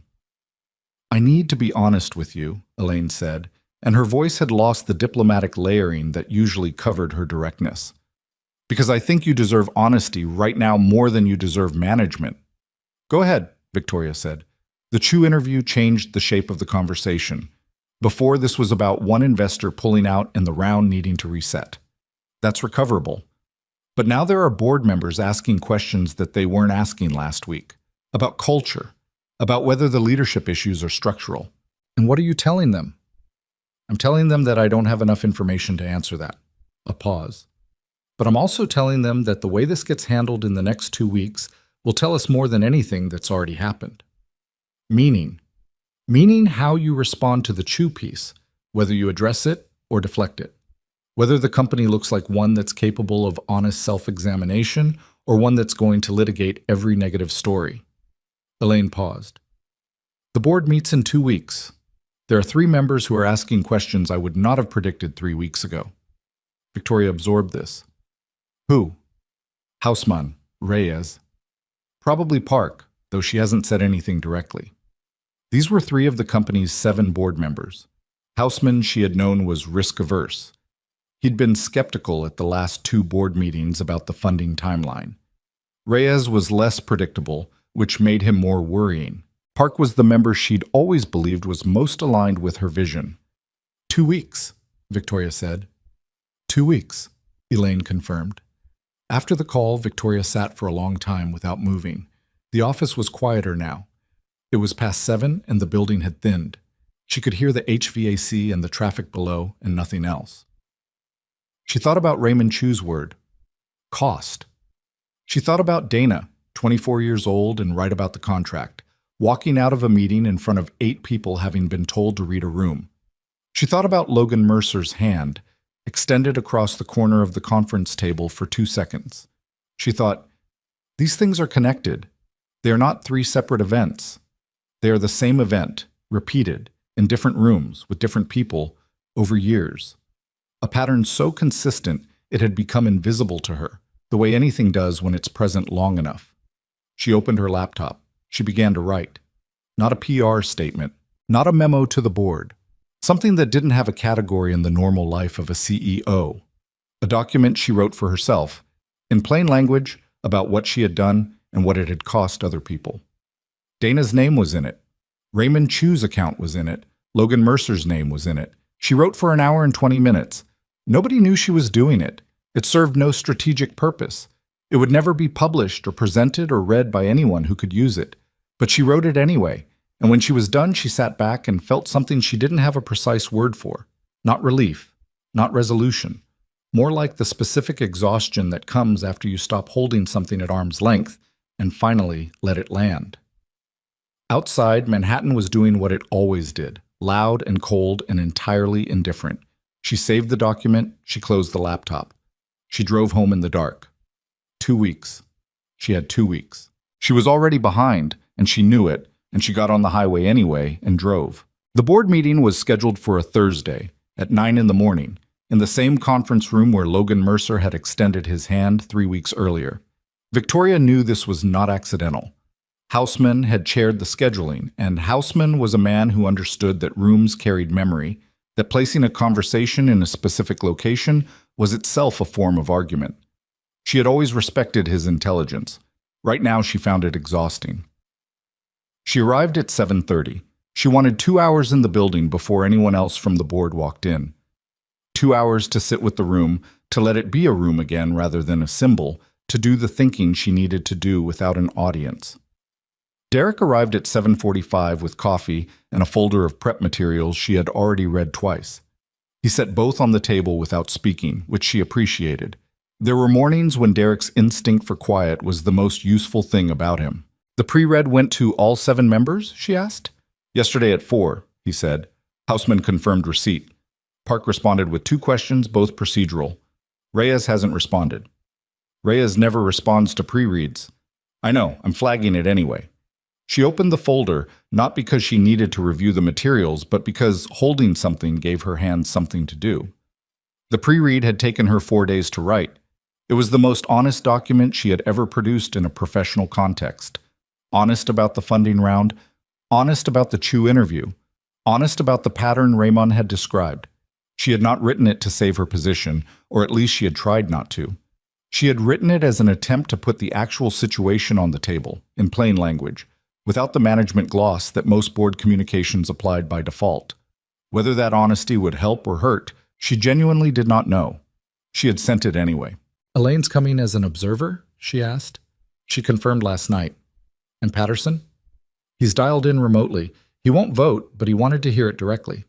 Victoria closed the folder. She looked at the conference table. The long, pale surface, the chairs arranged around it with the precision of a room that expected to matter. She looked at the corner where Logan had sat. She did not look at it for long. Whatever happens today, she said, I want you to know that I understand this is partly on me, the situation, not entirely. There are things that moved the way they moved for reasons outside my control. But the part that's on me, I own it. Derek looked at her.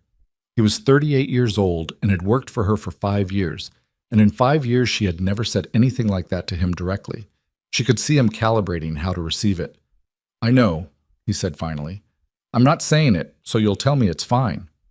I know that too. He picked up his own coffee. I've been with you for 5 years. I've seen you be wrong before. I've also seen what you built. Both things are true. She looked at him for a moment. Thank you, she said, which was also not something she said often enough, and she knew it. The board arrived between 8:50 and 9:02.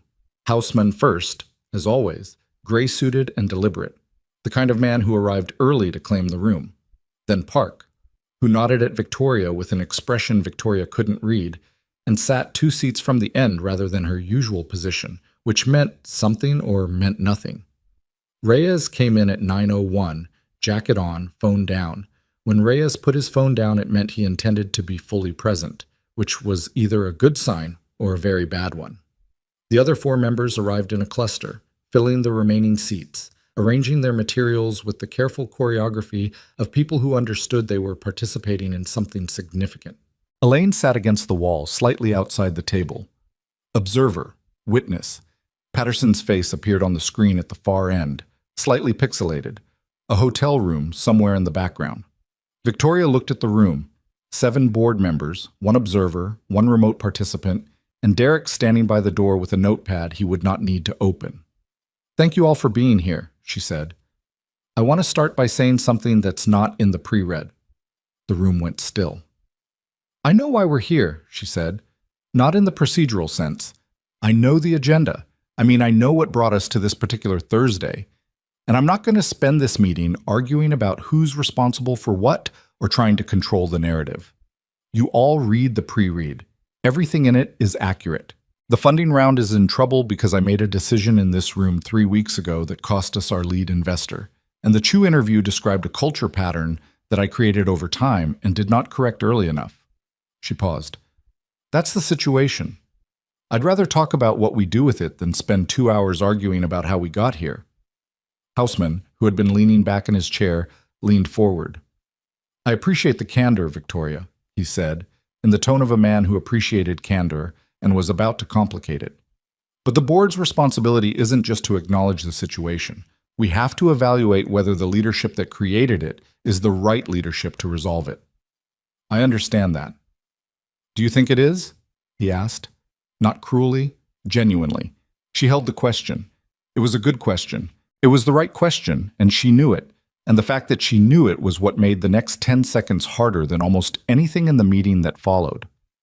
"I think," she said carefully, "that the person best qualified to fix a problem is often the person who understands it most completely. And I understand this one completely now, in a way I didn't 3 weeks ago." She looked at him. "But I also know that's an argument any CEO would make to keep their job, which makes it easy to discount. So I'm not asking you to take my word for it. I'm asking you to evaluate it against the pre-read and against whatever you've observed in the 5 years I've been sitting at this table." Reyes, who had not spoken, said, "The Chu account described a specific incident, a junior analyst named Dana. Have you spoken with her?" "I found her through HR records," Victoria said. "Her full name is Dana Reese. She's working at a firm in Boston now. I called her last week." The room shifted slightly. This was not in the pre-read. "What did you say?" Park asked. It was her first words of the meeting. "I told her what Raymond had described in the interview. I told her that I remembered the meeting, that I did not handle it correctly, and that I was sorry." Victoria looked at the table for a moment.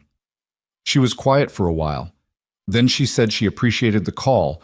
Then she said she hoped the company would be okay because she still believed in the technology.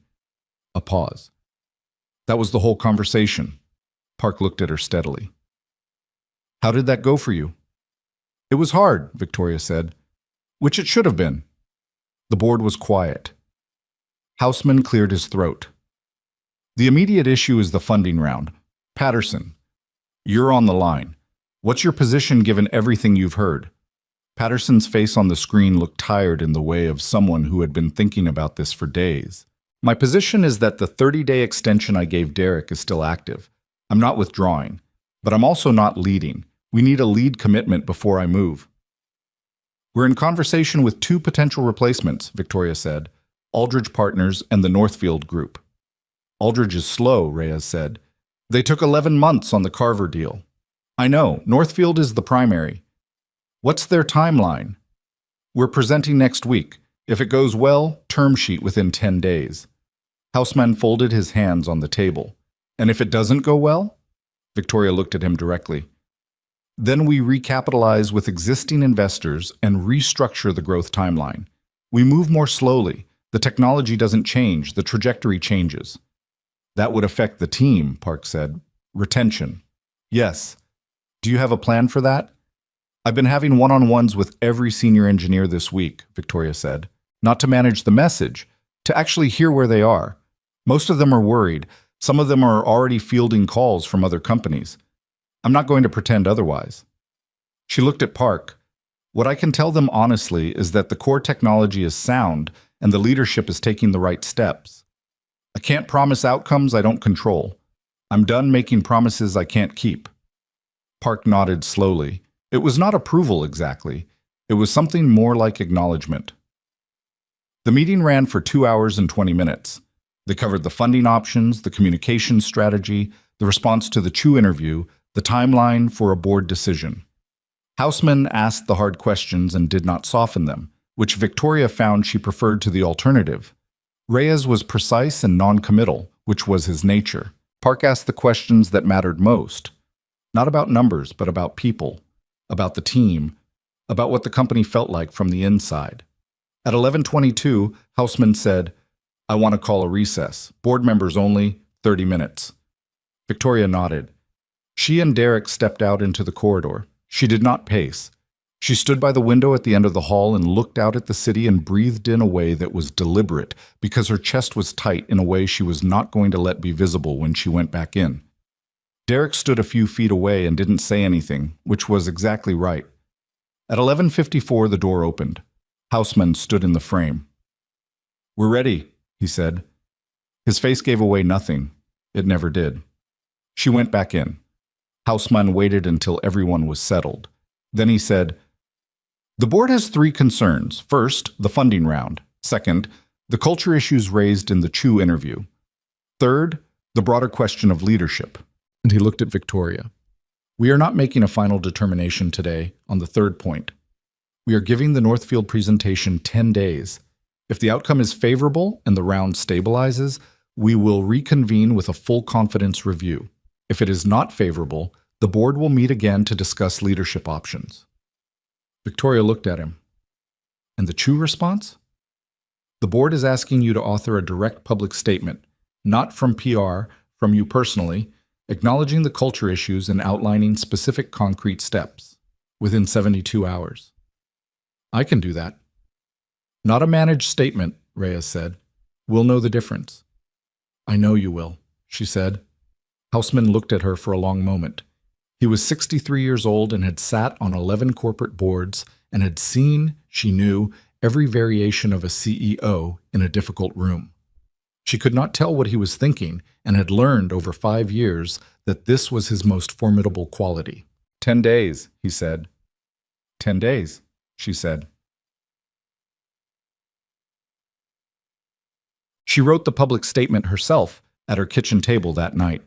She started at 8 and finished the first draft at 10:15 and then deleted the last 3 paragraphs and rewrote them because they had drifted into the language of corporate contrition, the careful, lawyered cadence of a statement designed to look honest while protecting against liability. She had written that kind of statement before. She knew what it felt like in her hands, and it felt like that, and she cut it.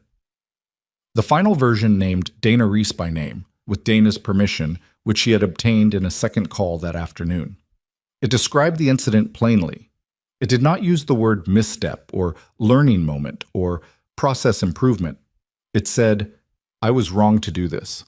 I made a person who was right feel like a liability for being right, and she left because of it. And that is a failure of leadership that I am responsible for." It also said, "I do not expect trust to be rebuilt by a statement. Trust is rebuilt by what happens next. I am asking for the chance to show what happens next." She published it the following morning. The response was not uniformly positive. There were people who read it as calculated, as a CEO, trying to survive a board review through the performance of accountability. She understood why they read it that way. She had read similar statements herself in similar situations and thought the same thing. But Dana Reese posted something on her own LinkedIn that afternoon. She did not tag the company. She did not endorse Victoria or call for forgiveness. She simply wrote, "I received a phone call last week that I wasn't expecting. For what it's worth, it was real." And then nothing else. That post got more engagement than the statement itself. Victoria saw it at 6 in the evening and sat with her phone for a long time. The Northfield presentation was on a Tuesday. Victoria had spent 6 days preparing it differently than she'd prepared any presentation in her career. Not in terms of the materials. The materials were as strong as she could make them. The technology laid out clearly, the financials honest about the challenges. The difference was in herself. She had spent 6 days trying to locate and dismantle the specific reflex that had cost her in the Sterling boardroom. The fast sorting, the hierarchy of worth, the automatic dismissal. She didn't know if 6 days was enough. She suspected it wasn't, but she had to start somewhere. Northfield's managing partners were 3 people. A woman named Christine Adler, who was known in the industry for asking questions nobody else thought to ask. A man named Gabe Torrance, who had the energy of someone who had been doing this for 20 years and still found it interesting. And a third partner named Sam, who was 29 and said almost nothing in the first hour, and then asked the 2 questions that turned out to matter most. The meeting lasted 3 hours. Victoria answered every question directly, including the ones about the Chu interview, including the one Adler asked about Logan Mercer's withdrawal, which she answered honestly. He withdrew because of how I conducted that meeting. That's the straightforward version. Adler looked at her for a moment. And the less straightforward version? The less straightforward version is that his withdrawal forced a conversation I should have been having with myself for a long time. And that conversation changed how I'm sitting in this room today. Gabe Torrance leaned forward. Changed how? I'm listening more carefully, she said, to the questions under the questions, to what people aren't saying. She paused. I missed a lot of things because I was too sure I already knew what was in the room. Sam, the 29-year-old who had been quiet for most of the meeting, wrote something on his notepad. Victoria noticed but did not adjust her posture, did not redirect toward him, did not try to read what he'd written. She stayed with Torrance. The technology, Torrance said, we're not questioning. We know what it is. The question we're evaluating is whether the leadership environment can deliver on it. I know, Victoria said. How do we know the environment has changed? She thought about Dana Reese's 3-line LinkedIn post. It was real.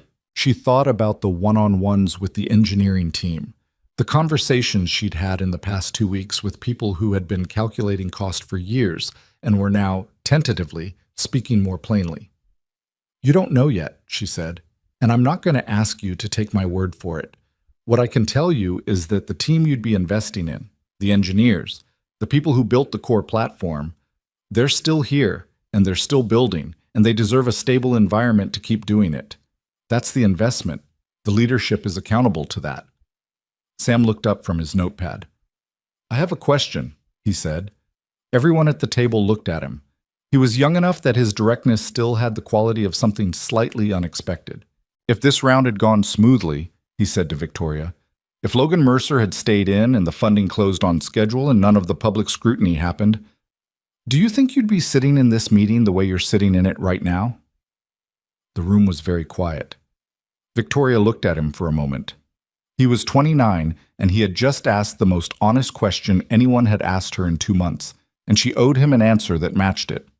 No, she said. I don't think I would. He nodded, wrote something else. The meeting ended without a decision, which she'd expected. Northfield would take 2 weeks to deliberate. She drove back to the office through midtown traffic that barely moved, and she sat in it without frustration, which was new, and thought about Sam's question, and thought about the answer she'd given, and thought about what it meant that the honest answer was no. Logan heard about the Northfield meeting through Priya, who heard through the network of people who tracked these things and reported to her, and who relayed the basic outline to Logan without editorializing. He was in his office when she told him, a real office, though a modest one, 3 rooms on the 14th floor of a building in Midtown that most people walked past without looking at. He'd had the same space for 6 years. The carpet needed replacing, and he kept meaning to address it, and kept not addressing it, which Marcus had long since stopped commenting on. Northfield, he said. Christine Adler's group, Priya confirmed. The meeting ran 3 hours. 3 hours is good. Generally. Priya looked at him with the specific neutrality she used when she had something to say and was deciding whether to say it. She'd worked for him for 4 years, and he could read the neutrality like a language. What? He said. She published a statement, Priya said, about the culture issues 3 days ago.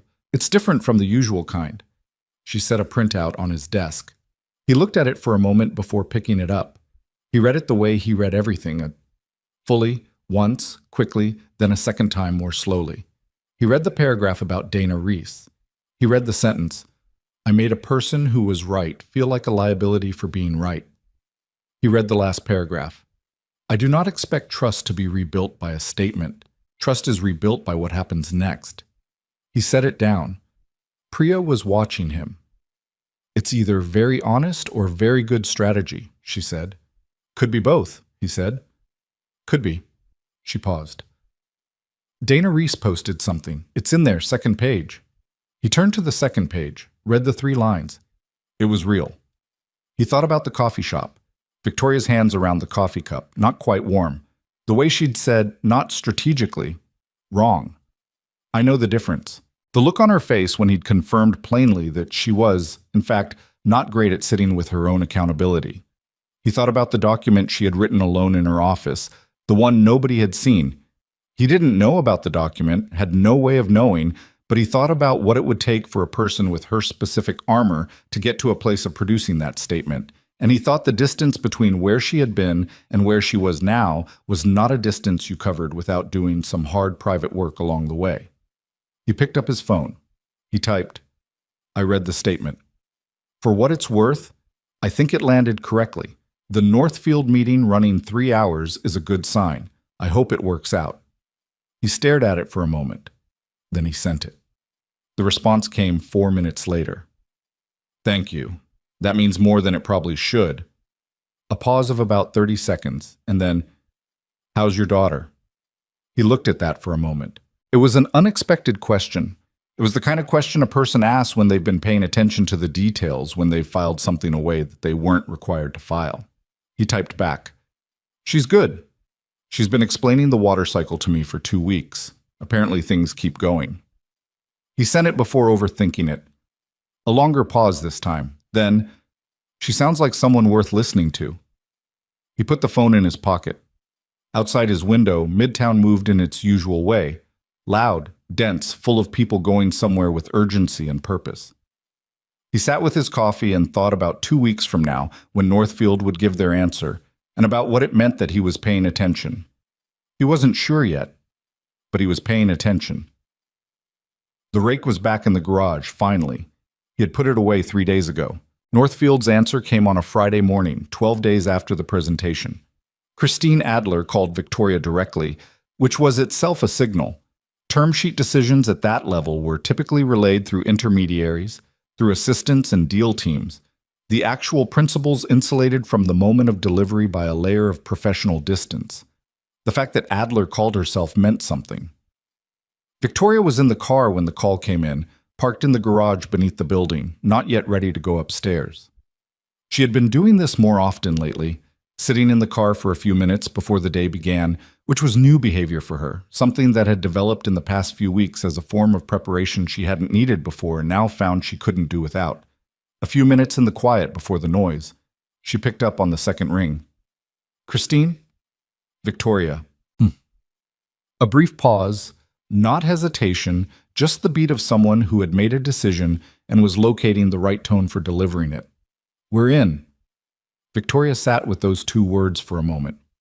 "Lead position?" she asked. "Lead position. The term sheet goes to your legal team this afternoon. We're proposing $220 million, slightly above your ask, structured with a 12-month milestone review on the second tranche. The milestone parameters? Retention metrics, revenue targets, and a culture audit at 6 months. Third party, independently administered." A pause. That last piece was Sam's condition. He was firm on it. Victoria thought about Sam, 29 years old and quiet for most of the meeting before asking the question that cut to the center of everything. "If this round had gone smoothly, do you think you'd be sitting here the way you're sitting here now?" "Tell Sam I think that's the right condition," she said. A brief silence. "I'll tell him." Adler's voice shifted slightly. Warmer, less transactional. "For what it's worth, Victoria, the meeting you gave us was different from what I expected. My team talked about it for 3 days afterward." "Different how?" "You came in without the performance of certainty. That's rarer than it sounds." Victoria looked through the windshield at the concrete wall of the parking garage. "It wasn't a strategy," she said. "I just ran out of certainty." Adler made a sound that might have been a short laugh. Maybe that's the same thing, she said. We'll talk next week. Congratulations on getting to the other side of this. The call ended. Victoria sat in the car for another 5 minutes. The parking garage was dim and quiet and smelled of concrete and exhaust, and it was genuinely not a place anyone would choose to receive important news. She had received it there anyway, which felt right somehow. Not cinematic, not polished, just real. Just a woman in a car in a parking garage who had nearly lost everything she'd built and had not this time lost it. She thought about calling Derek. She thought about calling Elaine. She did both, briefly, and both conversations were short because the news was simple and complete and didn't require decoration. Then she sat in the car a few minutes more and thought about the distance between the person who had walked into that conference room 3 weeks before Northfield and the person sitting in this car now. She tried to measure it. She couldn't, not precisely, but she could feel it. The way you feel a healed injury when you move in a certain direction. Not pain, but the memory of pain. A reminder that something had happened there. She drove upstairs and went to work. The term sheet was signed 12 days later. Patterson confirmed his commitment within 48 hours of the Northfield announcement. The 2 other conditional investors followed within a week. The round closed at $240 million, larger than the original target, restructured with the milestone reviews Sam had insisted on and Victoria had accepted without negotiation because they were right and she knew they were right. Elaine Cho called to congratulate her, and they had a real conversation, maybe the first real one since the boardroom 3 weeks before Logan walked in. Elaine said, toward the end of it, "You know, I've seen a lot of CEOs navigate something like this. Most of them come out the other side managing the story. You came out the other side having actually changed something." "I don't know if that's true yet," Victoria said. "Ask me in a year." "Fair enough," Elaine said. The board's full confidence review happened 2 weeks after the round closed. Housemen ran it with the same measured gravity he brought to everything. The vote was 6-1 in Victoria's favor, which she accepted without asking who the one dissent had been, because it didn't matter, and because whoever it was had the right to hold their position. She thanked the board and left the room, and in the hallway she stood for a moment against the wall and closed her eyes and breathed. And Derek, who was waiting a few feet away, had the decency not to speak first. "Okay," she said eventually. "Okay," he said. They went back to work. 6 months later, the culture audit came back. Victoria read it alone in her office, all 42 pages, on a Tuesday morning when the building was still quiet. She had requested the full document, not the summary, and the third-party firm had delivered exactly what they'd been hired to deliver: an honest account. It was not uniformly critical. There were sections that reflected genuine improvement. The engineering team's responses had shifted measurably from the internal surveys conducted 2 years earlier, and the data on escalation rates, on how often junior employees raised issues through formal channels, had moved in the right direction. But there were sections that were hard to read. The patterns ran deeper than 6 months of corrective effort could fully address. The culture that Raymond Chu had described, the calculus of cost, the careful management of visibility around difficult truths, didn't dissolve because a CEO wrote a statement and started conducting one-on-ones. It receded. It became less dominant, but it was still there in the responses of people who had learned a certain way of operating over years, who were still calibrating whether the new signals were real or temporary. One respondent, anonymous, had written, "Things are better. I'm watching to see if they stay better. I'm not convinced yet." Victoria read that sentence 3 times. She wrote it on a Post-it note and put it on the inside cover of the audit folder, where she would see it every time she opened it. She did not share the audit selectively. She sent the full document to Northfield's team, to the board, and to her senior leadership with a note that said, "This is where we are, not where we're trying to be. Where we are. The gap between those 2 things is the work." Sam at Northfield responded within an hour. This is exactly what a 6-month audit is supposed to look like. The "I'm not convinced yet" response is the one to pay attention to. She wrote back, "I know. I have it on my desk." Raymond Chu had taken her call the week after the board meeting, which had surprised her. He had been wary.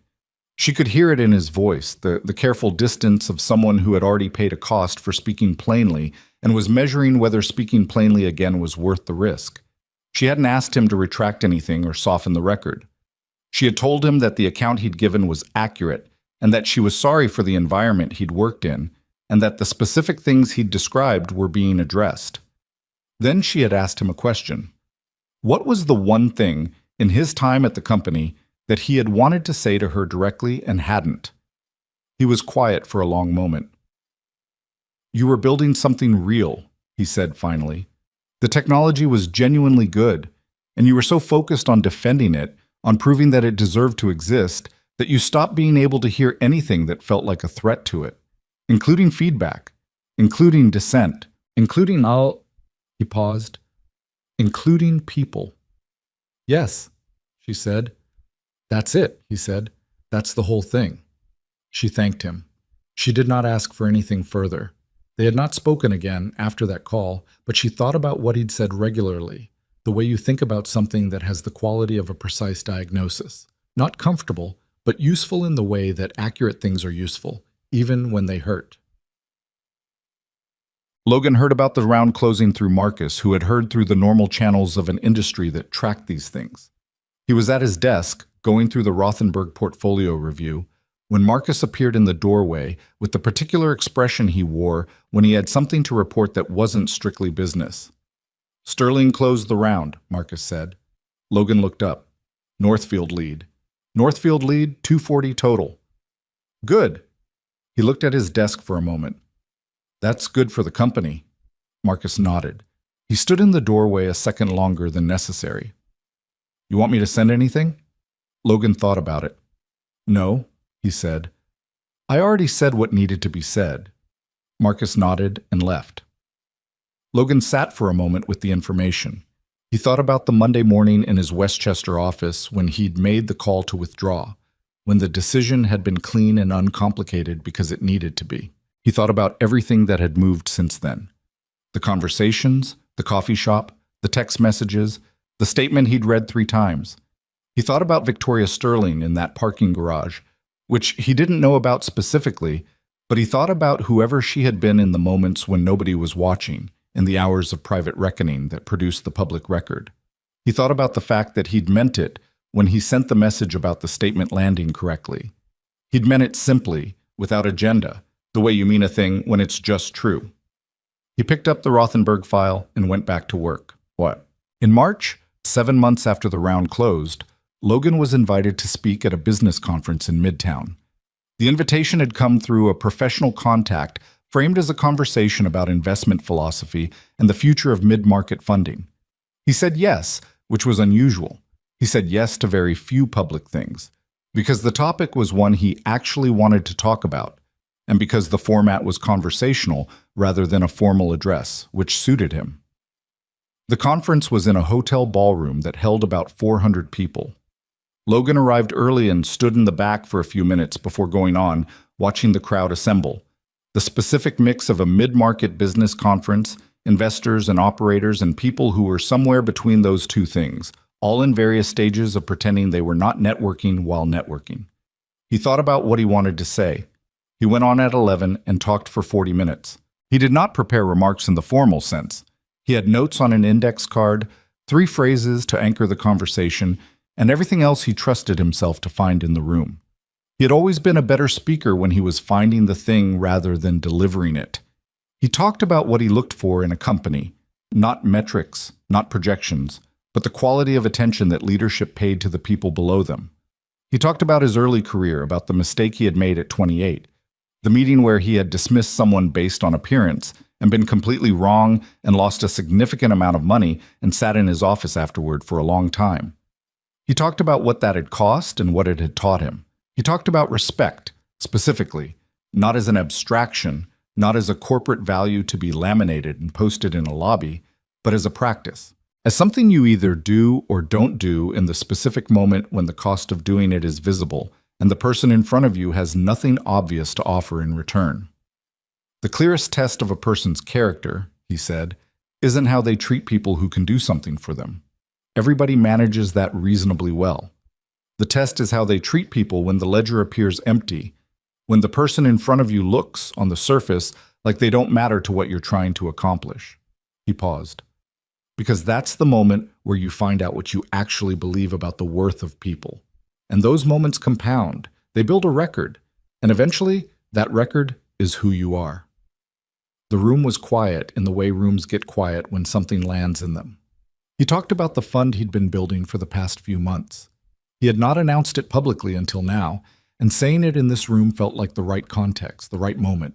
Mercer Foundational Fund, an investment vehicle specifically structured to back entrepreneurs who had been systematically overlooked. Not overlooked because their ideas were weak, but because the rooms where funding happened had decided, at the first glance, that these people didn't belong. The wrong suit, the wrong background, the wrong institution, the wrong zip code. He said the fund's first 3 investments were already placed, and that all 3 companies were doing exactly what he had expected them to do. He did not mention Victoria Sterling by name. Not once. Not because the story wasn't relevant. It was directly relevant. It was the root of everything he was saying.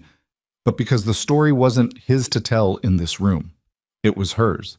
He left the stage to genuine, sustained applause, which he acknowledged briefly and then moved off to the side, the way he always did, before anyone could turn it into something larger than it was.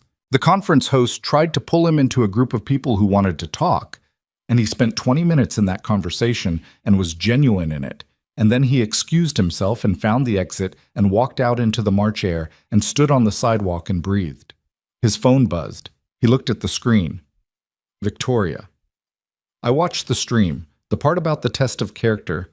I'm going to think about that for a long time. A pause of a few seconds, then, the fund is a good thing. I mean that. He stood on the sidewalk and thought about what to write back. He thought about the coffee shop, about the fracture in her composure in the Sterling conference room, about Dana Reese's 3 words, it was real, and about what it meant that a person could start from a place of such complete and defended wrongness and move, painfully and without guarantee, in a different direction. He typed, "How's the audit going?" She wrote back after a minute, 6 months in. Honestly?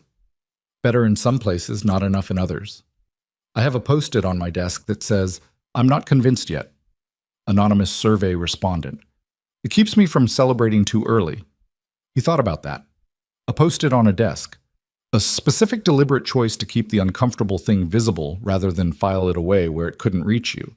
He typed, "That's the right thing to have on your desk." She responded, "I know, it's uncomfortable," which is probably the point. He put the phone away and walked to the parking garage 2 blocks north and got in the old Volvo and drove back toward Westchester. The city moved past him in the familiar way, dense and loud and full of motion, and he thought about what he'd said in that ballroom, about records and character and the moments that build them. He thought about his own record, the things he'd gotten right and the things he hadn't, the mistake at 28 and the correction it had produced, Claire and the years after Claire and the architecture of a life built around thinking clearly and staying real. Nora, who had told him at 8 years old that things don't just stop, they keep going, and who had been describing the water cycle but had been right about everything else too. He thought about respect as a practice, not an instinct, a practice, something you had to choose repeatedly in specific moments against the current of the reflex that wanted to shortcut it. He was not immune to the reflex. Nobody was. The question was whether you caught it and what you did when you did. He had not been perfect. He had been, on balance, consistent. And consistency was what the record was made of. Victoria spent the following year doing the hardest work of her career, which had nothing to do with the technology or the funding or the clients. It had to do with learning, at 33, how to lead differently than she had led for 7 years. Not to undo the work, not to apologize for the results, but to change the fundamental quality of attention she brought to the people around her. It was slow. It was imperfect. There were weeks when she slipped back into the old patterns, when the pressure of a deadline or the frustration of a difficult quarter produced the familiar impatience, the quick sorting, the reflex toward dismissal. She noticed it faster now. She corrected it faster. She apologized more directly and less strategically than she ever had before. She had a standing monthly lunch with Dana Reese, who had come back to New York for a new role, and who had, over the course of 6 months of careful conversation, become something that Victoria had not had enough of in her professional life: an honest voice. Dana was 25 now, sharp and unafraid, in the specific way of someone who had already paid a cost for speaking plainly and had survived it. She said things to Victoria that nobody on the senior team would say, and Victoria listened in a way she had not been capable of 2 years earlier. In one of those lunches, Dana said, "Can I ask you something?" "Go ahead," Victoria said.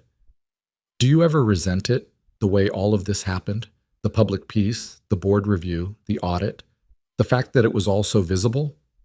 Victoria thought about it honestly. "Sometimes," she said. "There's a version of me that wishes I'd figured all of this out privately, without the spectacle." She looked at the table. "But I think if it had been private, I might not have actually done it. The visibility created a kind of accountability I couldn't manage around. I couldn't just tell myself I was changing. The record was there." Dana nodded. "The record," she said. "Yeah." Victoria looked at her. "You're part of my record. I want you to know I understand that." Dana was quiet for a moment. Then, "I do know. That's why I come to these lunches." It was not forgiveness exactly. It was something more durable than forgiveness. A relationship built on accuracy, on both people knowing precisely what had happened and choosing to keep showing up anyway. Victoria valued it more than almost anything else in her professional life, which told her something about how far she had come and how far she still had to go. The Mercer Foundational Fund made its 6th investment in April, 14 months after Logan had announced it from that ballroom stage. The company was a logistics operation built by a woman named Carla Voss, who had spent 12 years driving long-haul routes before she identified a structural inefficiency in last-mile delivery that was costing mid-sized carriers significant money. She had no institutional background. She had a community college degree and a prototype she had built with money borrowed from her sister. She had been turned down by 11 investors before Marcus found her through the network of overlooked founders the fund had been quietly building. Logan met with her in a conference room in his modest midtown office. She arrived in a jacket that was slightly too big and sat down with the careful posture of someone who was trying not to look like she was trying. She had a printed deck, not a digital one. She had printed it at a FedEx the night before, and one of the pages had a slight smear on it. He shook her hand when she came in. He asked her 3 questions in the first 10 minutes. What problem she was solving, who would be hurt if she failed, and what had she gotten wrong so far. She answered all 3 without deflecting. He offered a term sheet before she left the building. Walking back to his office afterward, Marcus said, "You didn't even look at the deck." "I read it last night," Logan said. "You could have told her that." "I know." He thought about it. "I should have." He went back to her and told her. It was a small thing, but small things had a way of building the record, and he knew this better than most. What?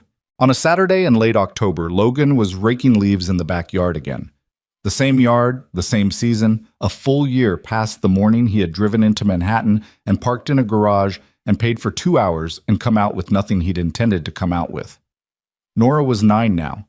She was inside doing something on her tablet that she had described to him as extremely important research, and which he strongly suspected involved horses. He could hear, faintly, the sound of the television from the living room, which meant she had turned it on while doing the extremely important research, which was a violation of their standing agreement, which he had decided to address after the leaves were done. His phone buzzed. Victoria. The second tranche milestone came in. "We hit the targets. Northfield confirmed this morning." He stopped raking. He looked at the phone for a moment. He thought about $240 million and the 12-month milestone review and a 6-month culture audit with a post-it note on the desk, and an anonymous respondent who had written, "I'm not convinced yet," and a 25-year-old woman named Dana Reese who showed up to lunch once a month and said the true things. He typed, "Congratulations, you earned it." Her response took a few minutes. When it came, "I keep thinking about something you said at the conference, about how those moments compound, how they build a record. I think about that every week." Another pause. "I think the record is better now. Not fixed. Better." He read this standing in the October yard with the rake in one hand and his phone in the other and the smell of leaves and cold air around him. He thought, better is not fixed. Better is what you get when you do the work without a guarantee that the work is enough. Better is what you get when you keep showing up. After the moment of accountability is over and there's nobody watching and the only reason to continue is because it's the right thing to do. He typed, better is the whole thing. Fixed is a story we tell ourselves. She wrote back after a minute, I'm putting that on the post-it. He smiled, put the phone in his pocket. Dad? Nora was at the back door, tablet in hand, wearing the expression of someone who believed she was not in trouble and was testing that belief. Are you almost done? Getting there. Can we get dinner from the place with the pie? He looked at the yard. He looked at his daughter. He thought about a water cycle diagram on a kitchen table and the specific absolute certainty of an 8-year-old, now 9, explaining that things don't just stop, they keep going. Yeah, he said. Give me 10 minutes. She disappeared back inside. He heard the television click off, which meant she had made her own calculation about the terms of negotiation. He went back to the leaves. The yard took another 15 minutes. He worked it all the way to the edges, raked it clean, and when he was done, he leaned the rake against the back fence and looked at the work for a moment. Then he put it away in the garage because he was done thinking. He went inside to get his daughter, Tom. There is a thing that the best stories about power and failure and the cost of arrogance tend to get wrong. They make the fall cinematic and the rise triumphant and the lesson clean, and in doing so they miss the part that is actually true, that people do not change in a single moment. The single moment is only the door. Walking through it is the whole rest of the story. Victoria Sterling walked through a door in that conference room when she turned away from a hand that had been extended in basic human decency. Everything that followed, the withdrawal, the coverage, the board meeting, the audit, the post-it note, the monthly lunches with a woman she had once dismissed in front of 8 people, was the work of walking through the door after the door had opened.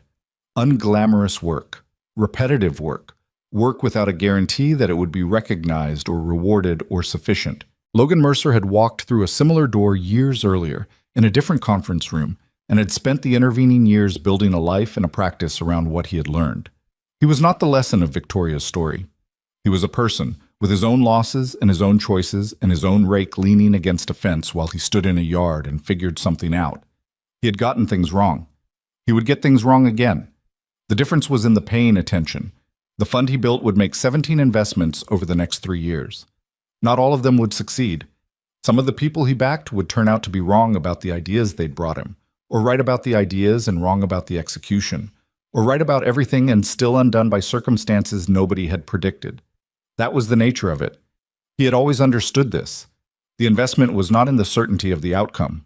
The investment was in the quality of the person, in the genuine thing they were trying to build, in the belief, grounded and correctable but real, that overlooked did not mean wrong. Victoria's company went on. It went on imperfectly, with setbacks and quarters that didn't land and a series of personnel changes in the second year that were painful and necessary in the way that surgical things are painful and necessary. The technology was real and remained real and continued to find its way into industries it hadn't occupied before. The culture audit at 18 months was better than the one at 6. The anonymous respondent who had written, "I'm not convinced yet," wrote, at 18 months, "Things are different. I'm staying." Victoria printed that one too and put it on the same post-it note, layered over the first, so both were on the desk. She did not become a different person. She became a more complete version of the one she had always been, the one who had survived the accident at 20 and built something from nothing and defended it against real opposition, but who had also, somewhere in the defense, built walls where there should have been windows. She was 34 now, and she was still learning the difference. Dana Reese stayed in the monthly lunches. Raymond Chu and Victoria never became close, but they ran into each other at an industry event 14 months later and had a 20-minute conversation that was honest and oddly comfortable. The conversation of 2 people who had told the truth about each other and come out the other side of it intact. He was building something of his own now. She wished him well and meant it. Logan and Victoria spoke occasionally, not often, not in the way of close friends, but in the way of 2 people who had been through something at the same time from different angles and had, on the other side of it, a quality of mutual recognition that didn't require maintenance or proximity. He asked about the company sometimes. She asked about the fund. He mentioned Nora occasionally, and she asked questions that suggested she had paid attention to what he said about her, which he appreciated without analyzing too carefully. It was not a neat resolution. Two people did not fall into each other's orbit and become something complete. They became instead people who had been changed by the same sequence of events, who carried the marks of it differently, who were both still in the middle of the work. The work was not finished. The work, that was the whole point, was never finished. You kept doing it or you didn't. You kept choosing it in the specific moments when the choice was visible and the reflex pointed in a different direction, or you let the reflex win and you built, choice by choice, a different record. What Logan had said in that ballroom, that the test of character is how you treat people when the ledger appears empty, was not a new idea. It was one of the oldest observations about human behavior that existed. But ideas age into cliché, not because they stop being true, but because they stop being practiced. Because people mistake the familiarity of the phrase for having done the thing the phrase describes. The hand across the corner of a conference table. 2 seconds. The simplest possible gesture, extended toward a person who had decided, in 10 seconds of automatic sorting, that it wasn't worth receiving. Everything in the story that followed, the withdrawal, the investigation, the coverage, the board meeting, the audit, the fund, the monthly lunches, the post-it note, everything was the consequence of those 2 seconds and what they revealed. Not about one person's cruelty, about one person's carelessness. The carelessness of a person who had been so focused on protecting something that she had stopped noticing the cost she was charging other people to be around her. It is a specific failure. It is a common one. And the correction of it, the slow, imperfect, unglamorous correction, was not a story about redemption in the dramatic sense. It was a story about a person deciding, when given the evidence, to do the harder thing instead of the easier one. That is all it ever is. Nora Mercer was 9 years old and was growing up in a house where the heat ran reliably and the refrigerator held her specific brand of fruit snacks, and her father made her lunch every morning and sometimes sat in the yard for a long time before he figured something out. She did not know the details of any of this story. She knew her father was someone who paid attention, who drove an old car by choice, who asked her real questions and waited for real answers. She knew that when he said that's a good point, he meant it. She knew that he put things away when he was done thinking. She was 9. She was already learning, from a source she couldn't have named, that people were worth full attention. That is how it passes. Not in speeches. In the daily practice of a person who has decided what they believe about the worth of other people, and then, day after day, in the small specific moments where it costs something, acts accordingly. The rake was in the garage. The leaves were done. He went inside.